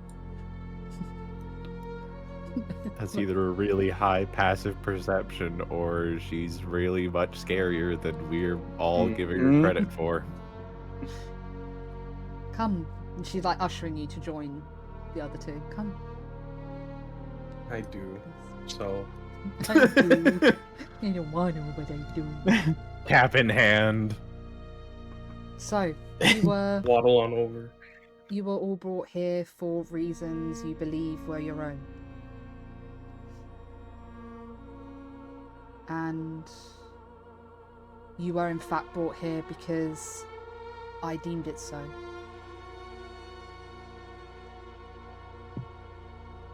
I thank you for clearing the undead from the train. From my train.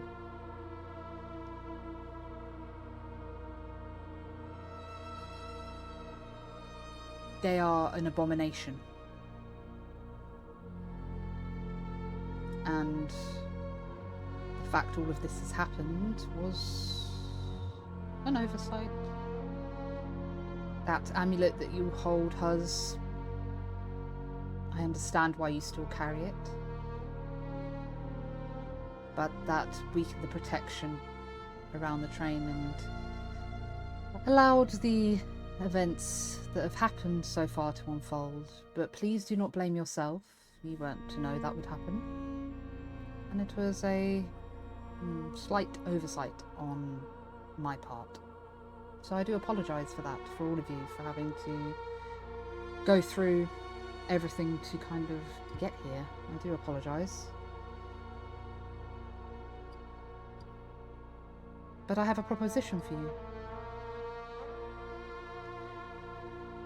Now, this train, as you can gather, is quite special. It allows Yes, me to usher people to Grave Hollow and move them along their journey, along their path. But with you bringing this amulet onto the train, Huz, it unfortunately has weakened the train.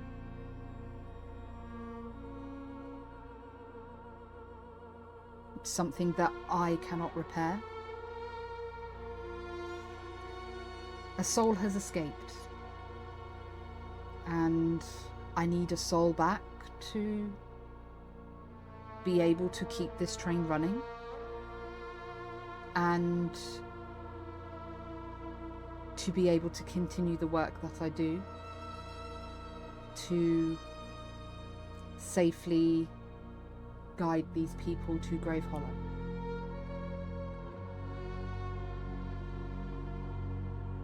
So I give you this, Huz. If you agree to do this, I will bring your sister back. She will be alive. Great, do what? Bring back the soul. The train needs a soul, and it has to be one of you.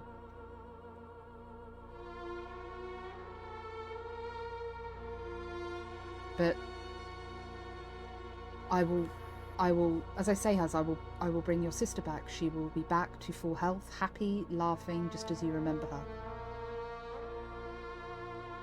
Kamos, if you agree, I will bring your wife and your son back. You can go on and live a happy life with them. Valan, she was taken from you too soon, and I have her safe with me. But I know that if you were together again, it would be a match made in heaven, let's say.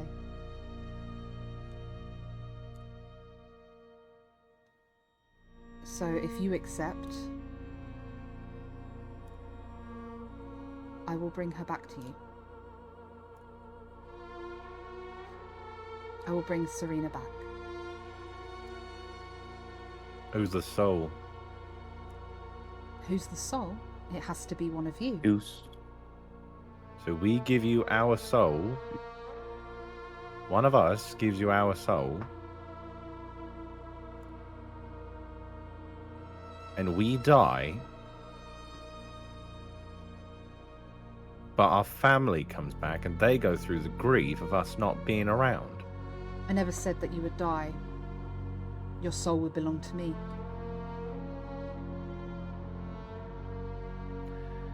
You would become And what charge? my vessel. Do you... She kind of giggles and she said, I would think my reputation would precede me. I am the matron of Would- ravens. Would Karmos recognize that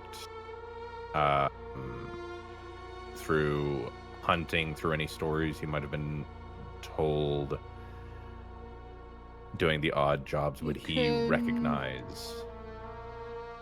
Do a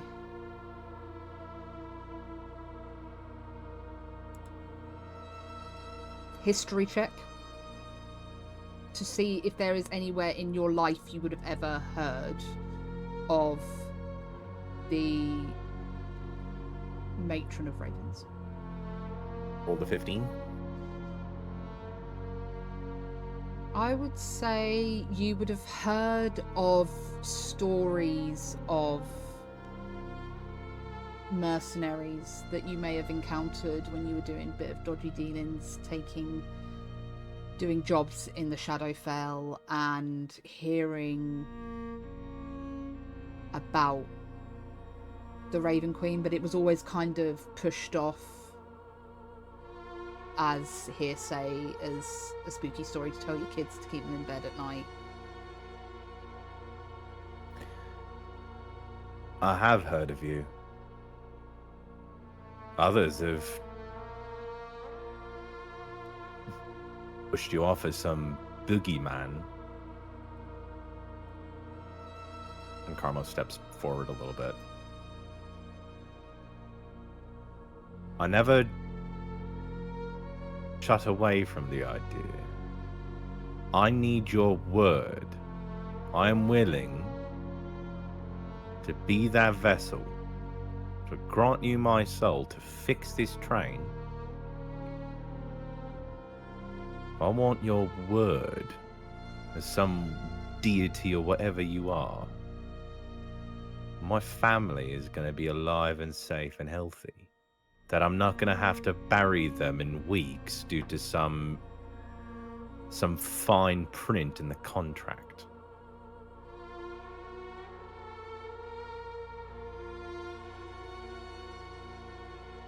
So, do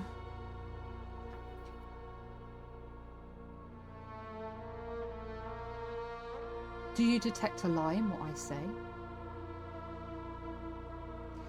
And really think about this. What would I gain by lying to you? Now, don't get me wrong, if you do become my champion, a lot will change within yourself. But you will still be able to carry on, live a happy life. But your soul would be mine. And I would be able to call on you when I needed you.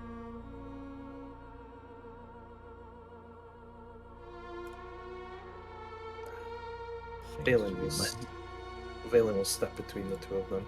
Like, there.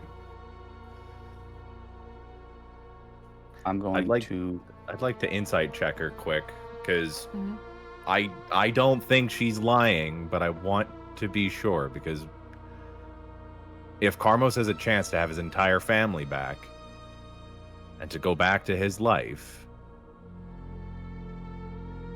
he's willing. And he still has his hand on his revolver. Okay. So I'll roll insight. 23. She's telling the truth. She is a god. Let me ask you this real quick, ma'am. Yes, Hose. This amulet, you say, has caused all this issues with your train.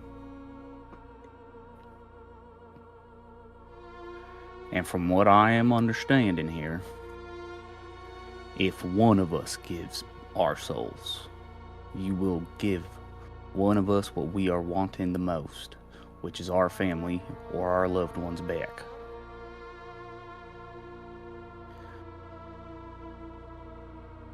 To me, with my magic sense that I have on, I can tell that you are a very powerful woman.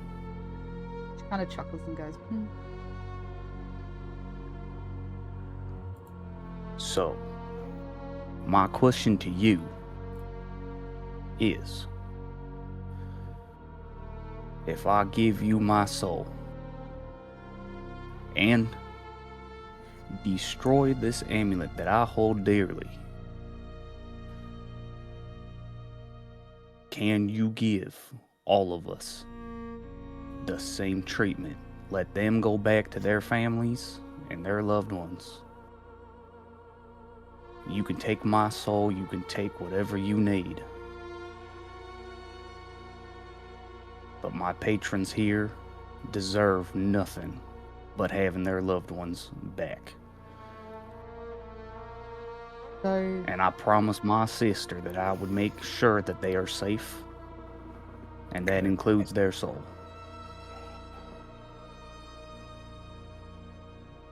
His face is determination. He hasn't looked away from the matron. Just So I ask you, can you give them their loved ones back? Make my sister come back. And you can, I will gladly give you my soul to help you with however you need. make me a persuasion check.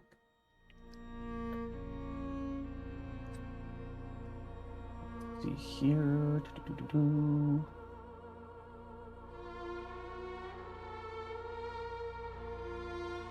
okay. Not 20.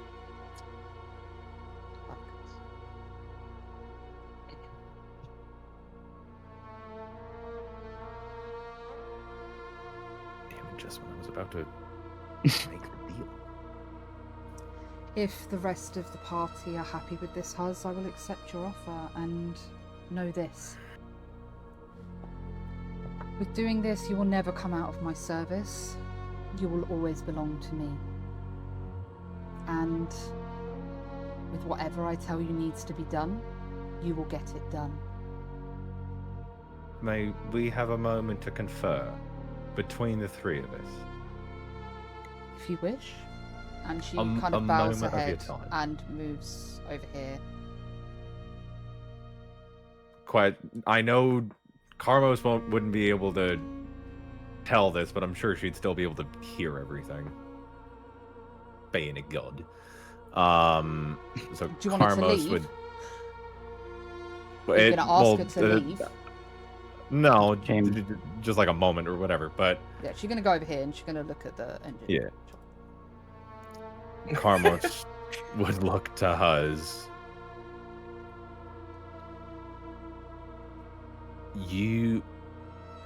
You seem like a man who's got a duty to your grove.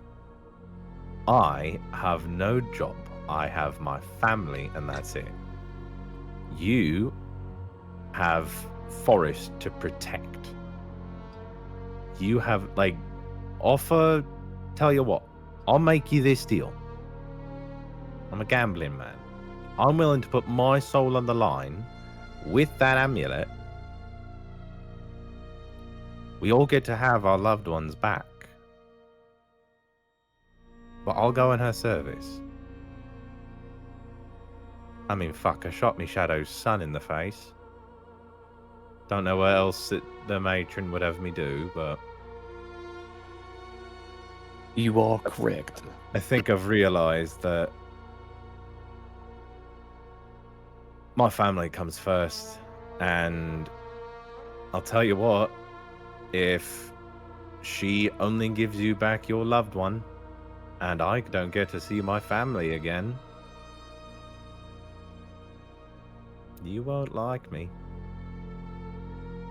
I came to get my family back. Hence I the don't wanna reason be- I said, if she gives all of us what we are wanting, your son needs you. Yes, my grove needs me. My grove needs me tremendously, but I've been on this train for God knows how long already. So for all I know, my grove is gone. But your son, he needs his dad. And that is what I'm thinking. Give me the pendant. For If you, I were for to your give you the grove, pendant. the same Mhm. deal to her, but I go under her service. Let me ask you this, young man. Are you wanting this because you want your family back? Who says that you get to see your family after this? My sister at least can be happy again. May That- I see the pendant? I wish to inspect it. I will let you see the pendant, but That's the gamble we're making here. What are the chances that she gets this pendant and she does anything for any of us? You are Forgive right. me. But there's a level of trust the three of us have to have in each other right now. Let us not be hasty. And how about this? I will put the pendant on the table over here. We can all look at the pendant. But yes. do not make any rash decisions. We can look at the pendant. I am detecting strong, very strong magic from her. And it does not say that she, from my knowledge here, I can sense that she is telling the truth. But at the same time, you are right, Carmos. She could be lying. And I pull the pendant out of my pocket, where it has been, and I set the pendant down on the table. This pendant was the last thing that my sister had on her. And if this pendant caused so much issues, I promised my sister when we were in that train car that I would protect you guys. Knowing that this pendant brought so much destruction today, that is what I am thinking. You guys would not be in this predicament if I was not on this train with this pendant. I The same could be. My bargain is still in place. My family may be upset at my option, but they at least get to live again. I can put them in safer positions. Let me ask you this, sir. I'll give you the respect. When we go talk to her again, if she brings back everybody, we can let her choose what soul she wants. Between the two of us. I have a And- quick question. Oh, sorry. Go ahead. Go ahead. Just a quick question. This door, does it close? The one over here? Does it close? Like, is it Yes. closed behind us? Like, Yeah, can it's I closed. close it if I wanted to? It's closed. Oh, it's currently closed? Mhm. I'd like to go and open it. Okay. That's it. Go ahead. Adroit. And I will let her choose. But if she takes your soul, I will ask her for your family to be part of my grove, and I will make sure that they are safe for the rest of their days. Out of respect for you, sir. But at the same time, I ask, if she takes my soul, you make sure that my sister, whether my grove is safe or not, you make sure my sister is taken care of. How about that?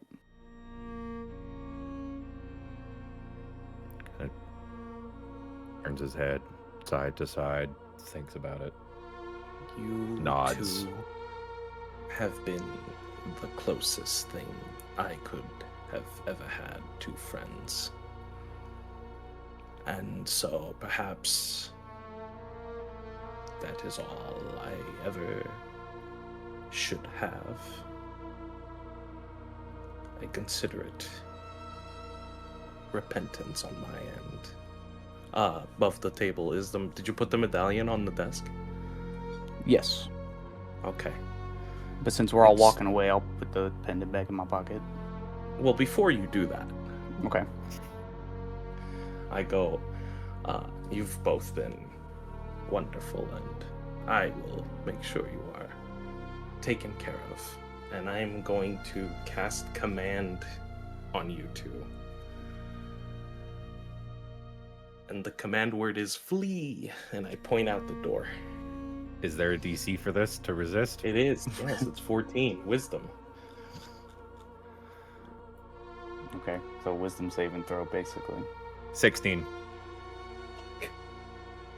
At that, Oh, okay. At that, I'm drawing my gun and pointing it at Valen. And I'm And just with gonna... that, I'm I'm going just- to Just gonna step this way. cast Harm Person. Do you say On harm or Valen. charm? Charm Person. Okay, I just need to... I was like, I've never heard of the spell harm person. I think I that's harm just you. hitting You them. suck. Yeah. Okay, go on, sorry. I'm casting Charm Person on Valen, What's the which spell save? needs What's the a save? 14 Wisdom saving throw. Watch him pass this. And Valen will quickly yell, Matron, You know what? I'll take the deal in I've- exchange for you their fucker. families returning. No, you bitch, no. Yep. That's what he'll yell. And I will do.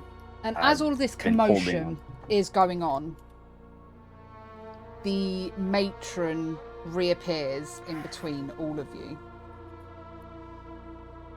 and screams, "Enough!" And you, with that, you are all frozen in place. You cannot move, you cannot make an action, you cannot make a bonus action, you cannot do anything.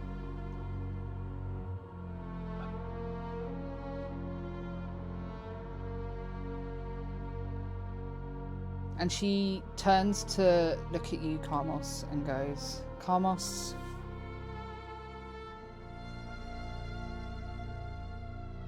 you were all brought onto this train because you all have qualities to me that can be deemed as favourable.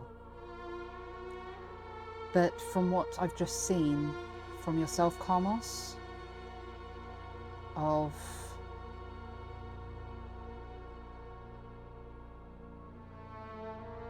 reasons I can't quite work out, but it feels like you just want the power more than anything. She turns to Valan. Valan, my dear, you need not be so scared anymore. I appreciate what you were trying to do for your friends, and they will still be your friends.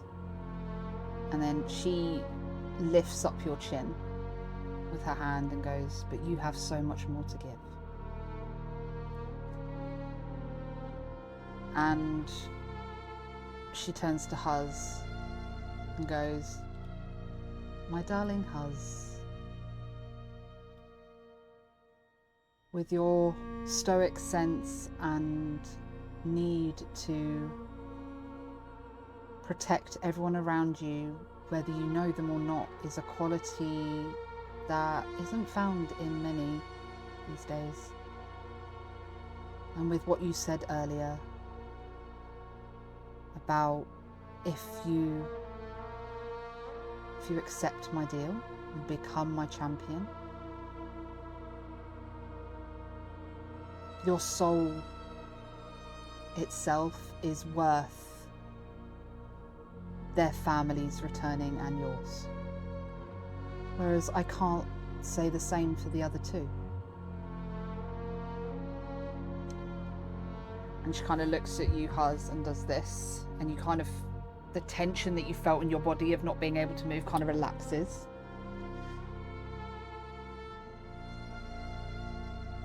And she looks to you, Karmos, and to you, Valan. She does the same, and you'll relax.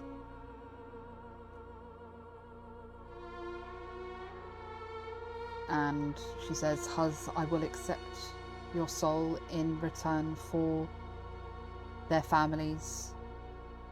Karmos, your wife and your son.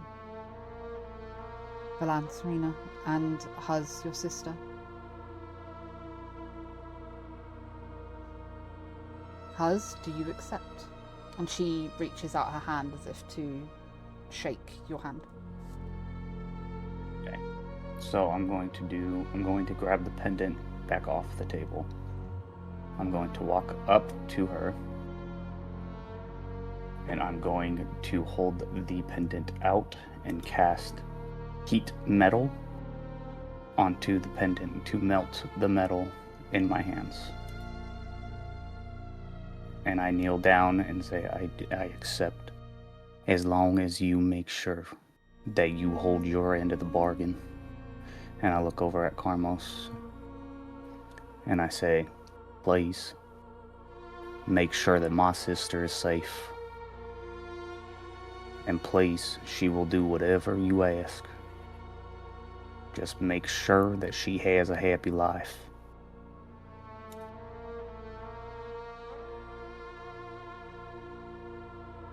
And And I kneel down. she lifts up a hand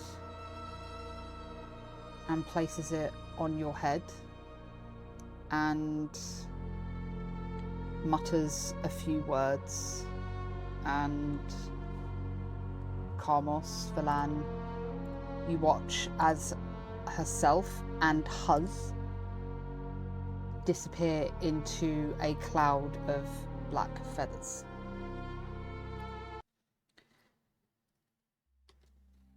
And with that, the train continues on to Grave Hollow. And as it pulls up to the station,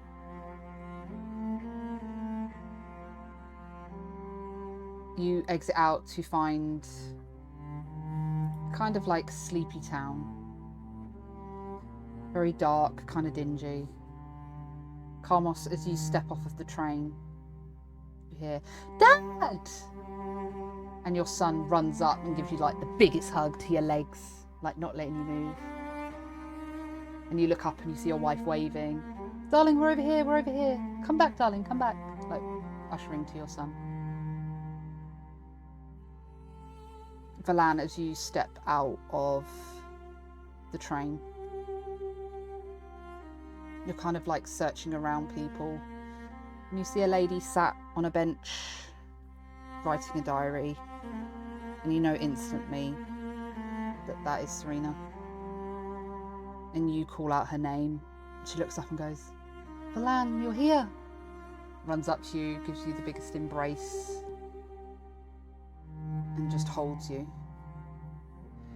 And as you guys are kind of shocked that they're here and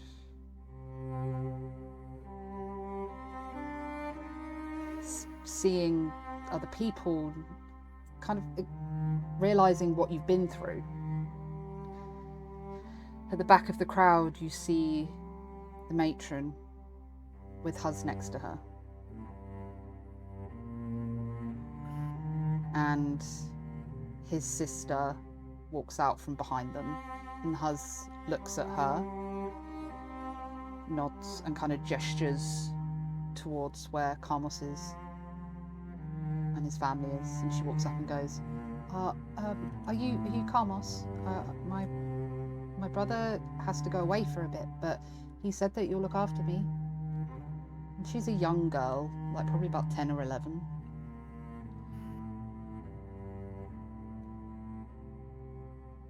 Carmos looks at Huz,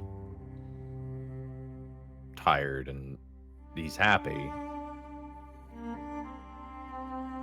And he gives a nod and then looks down to the girl. Yeah,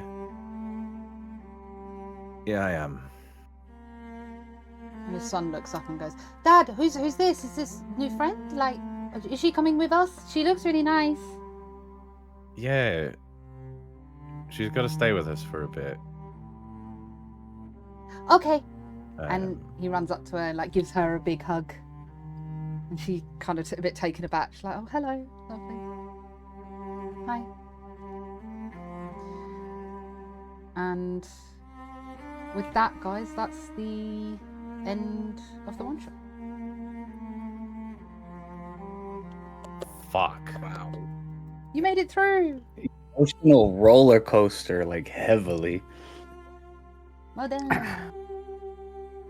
Droid and There Daisy, was you're no also longer part of- D&D virgins. Congratulations. There was There was a part of me that wanted to shoot the matron, but I was like, this will be dumb, and I'll just end up dead. Yeah, she would have killed you. I would have just flat killed you. Nothing. I'm Did so you sad have both of you fun? passed your save. I have It was a great. question to do with the one shot because I think in that first moment of seeing his son, he'd still think, I can't tell if they're alive or not. Does this seem like an afterlife type thing? No. No, just another location in whatever Yeah, you're now in Grave Hollow. place this is. Your family is there. You're just gonna continue on with your life, make life anew in Grave Hollow. It's all an allegory for death, the train, the afterlife. No, I'm just kidding. Holy shit. Yeah, that's what it felt like. You There you go, I know, that's make what of it what you will. I will leave it up to your interpretations. If you felt like your character had been through enough, and that is your afterlife. I love the land trying to fucking charm the both of us. I know, I- trying I- to save me. Trying to command both of us. I was like, if I let this carry on, it's gonna go to fucking shit. So quick. I love because what's the check? What did I have It was to succeed on 14. that? It was 14. 14. I love that it's like 16, then 17. No. And I was thinking, I was just gonna slam I was the like, door I was shut. because you asked to like talk between each other, which is what I wanted. But before that,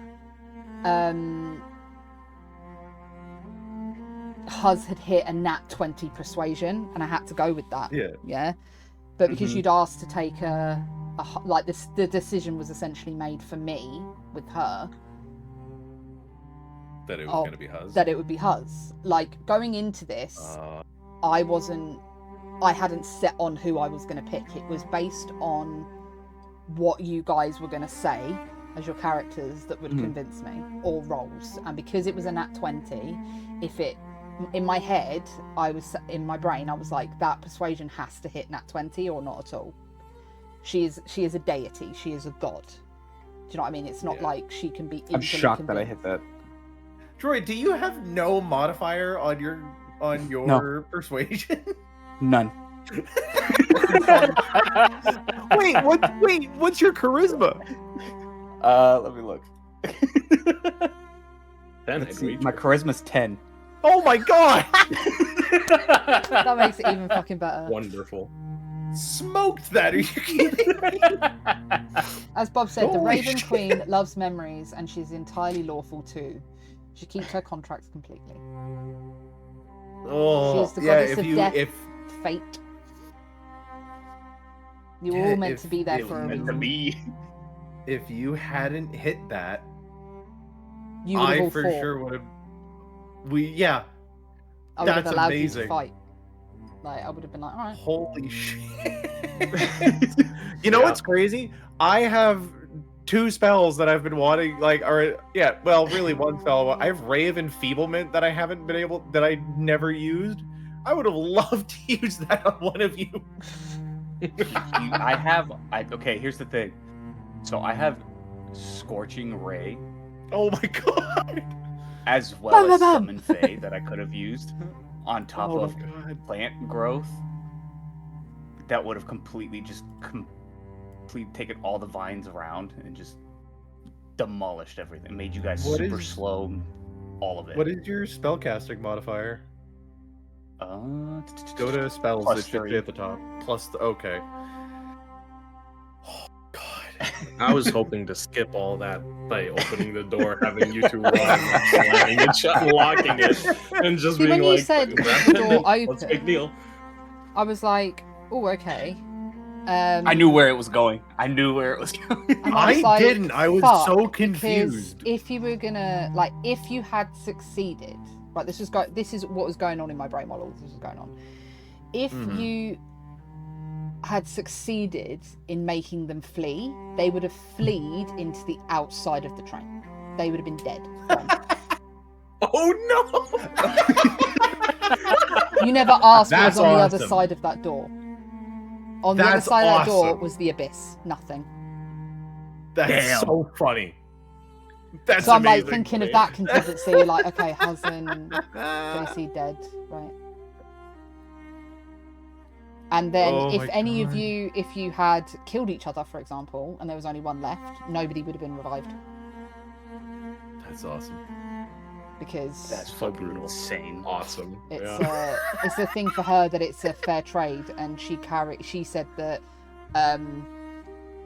Huz's soul was worth, essentially to her, viewed it worth more than Karmos's and Balan's.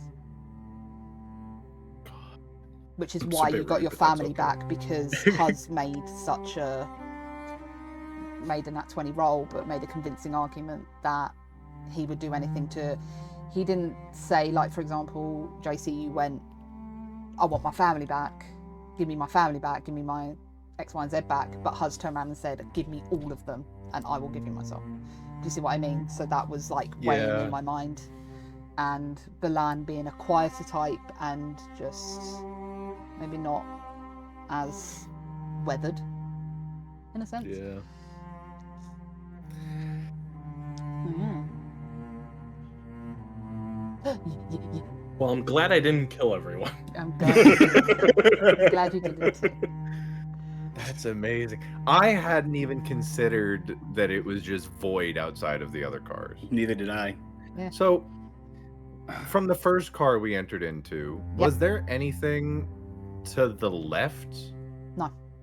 Or was it just one linear? I mean, if you had decided to go left, you would have gone through the maps backwards. I didn't plan. Gotcha. Do you know what I mean? I would have just said, Yeah. like, put the tokens on the other side of the room. Yeah. That makes sense. That was really cool. My heart hurts. I have Yeah. a pit in my stomach. Yeah, I had a pit in my stomach as soon as the matron got all in between us. I was like, oh no. I'm gonna die. I I thought- shot her I thought bird. she was gonna I shot her fucking smack bird. us. I'm gonna And that's die. all I thought. I was like, I killed her bird. I have problems. Were there other ravens in other cars, or was it just in that one? No, that was just in that one. Just in that one? Okay. Sorry, it's I- not like it's I not like also- Hollow Knight. We have to collect all the grubs. It's like Right. No. I know. As in, asking as in, like, was she watching from every car? Kind of thing.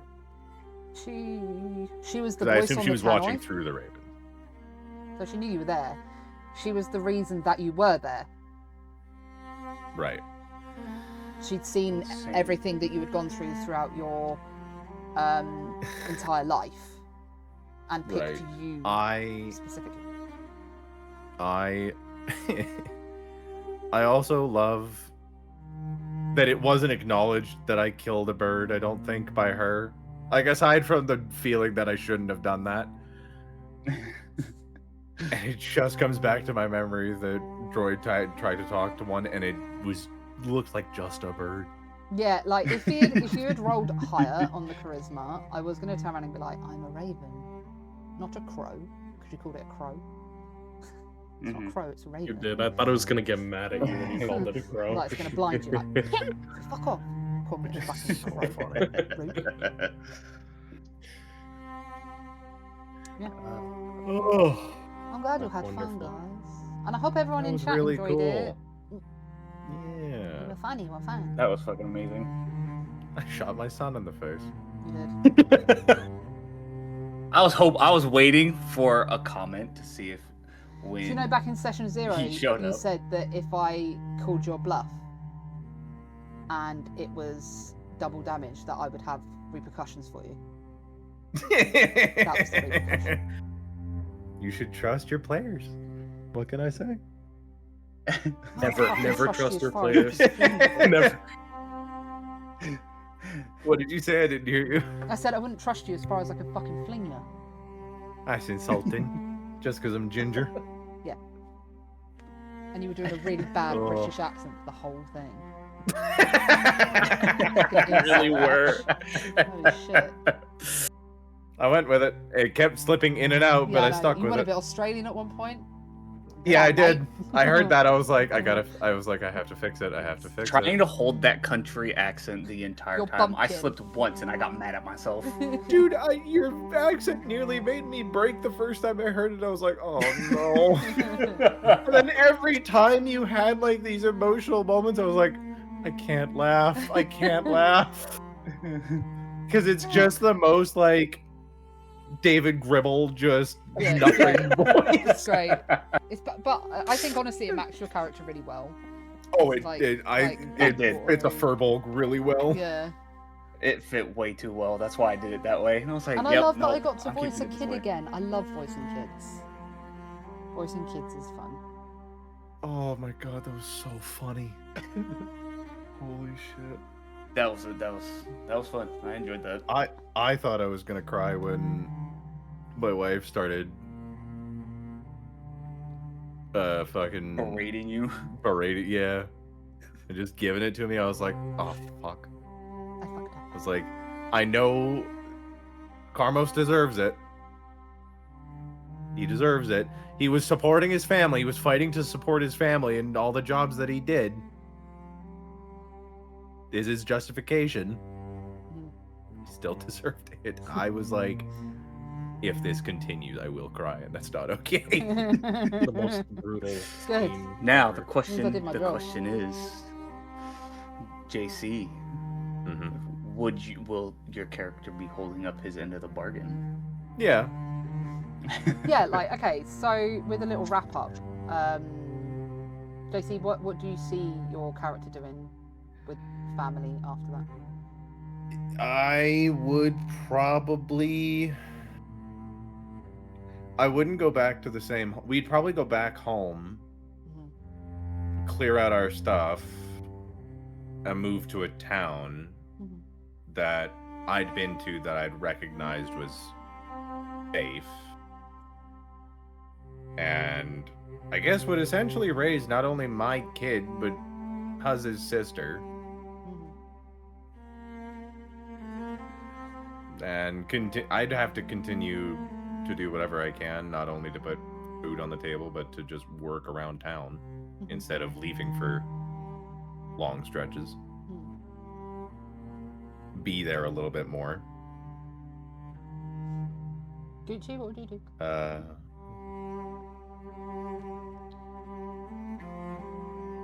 Gucci? I mean, I don't Sorry. know what to say. I mean, I imagine. He's never getting on another train. That's for sure. That's the first thing. But I imagine he'll just try to, relax. Maybe make a new life. Eventually, seek out a wizard so he could change the way he looks permanently, so he's no longer have to look over his back. And yeah, that's What species is your character, Gucci? it's a drow. Oh, okay. Okay. Yeah. He'd be a drow. And he'll try to repent. I guess now he worships the matron of ravens. Yeah, either worships or fears. Well, still Or worship. both. It could be both. Yeah. But yeah. Android, your character would probably be able to go back for longer stretches than you'd think. Mhm. You would gain abilities with being her champion. Okay. Things like that. You'd be, I like you'd the be called idea of- away at a moment's notice and you'd have to go, but you'd still be able to go visit JC's and your sister, go visit Carmos, the kids, his wife, Mm. and stay there. I do like Yeah. the idea of Huz knocking on the door. My kid opens the door and sees this giant, scary-looking furbolg. Yeah. Well, your sister would be a furbolg, wouldn't she? Yes. No, then fair. Little But furbolg. I assume he would look a little bit scarier than the furbolg child. Yeah, that is true. Actually, how old is your sister is the better question. I don't know how old my son would be, but I put your son at a kid, and I put your sister droid at like 10, 11. Yeah. okay, so about the same. Like in bodily size, because Verborg age and Right. X, Y, and Z age is different in D&D. Yeah. That was Yeah. really cool. I still have a pit in my stomach, Yeah, but I think I also just need to eat. yeah, I'm fine. Hungry. I mean, Yeah, I my have a stomach's pit, growling. and I ate before we started, so. But did you guys have fun? I did have fun. Yeah, it was I had great. a lot of fun. Yeah. That was amazing. I loved And that one. now, you all three, because you're going to be joining the new campaign I'm doing, that won't be streamed on Twitch, guys, or anything like that, just to let you know. There's going to be something I keep in Discord. I might open it up so people can come in and listen and watch or whatever, but it would be a thing if you can't talk or interject or anything like that. But yeah, I'm going to be, unfortunately, as an announcement, Veilstriders is going to be disbanded. So I'm starting something fresh, which won't be for like a month or so yet. But yeah, but now you'll know what I'm like as a DM, what to expect, and I hope with that The emotional my roller coaster. trauma. With essentially my my style of DMing, so you get an idea of what to expect and stuff like that. But yeah, right, we're gonna go raid Cass. Cass is live. Hell yeah. Yeah, and Cult of the Lamb. Oh yeah. So let us. Oh, she's only. Oh, mother. What? I put 3 S's in 2. Right, let's go see Cass, everybody. Let's go say hi. We've got a real problem counting letters. There's the raid message. Thank you. Thank you so much for everyone for being here. If anybody dropped subs, bits, or anything like that, I didn't see it because I was fully concentrating on what I was doing. But thank you so much for supporting me. Please go check these guys out. They all stream. Gucci will be streaming soon, but JC does stream and so does Droid. So please go check them out. Drop them a follow and all of that. And just thank you so much for you all being here and going for it with your characters and shit like that. It was great fun, and I'm really happy with how it turned out. Yay! That was fun. Yeah, right, guys. We will all love you and leave you. Kisses. Let's go show Cass some love. Bye. And we'll see you all next time. Bye. Bye.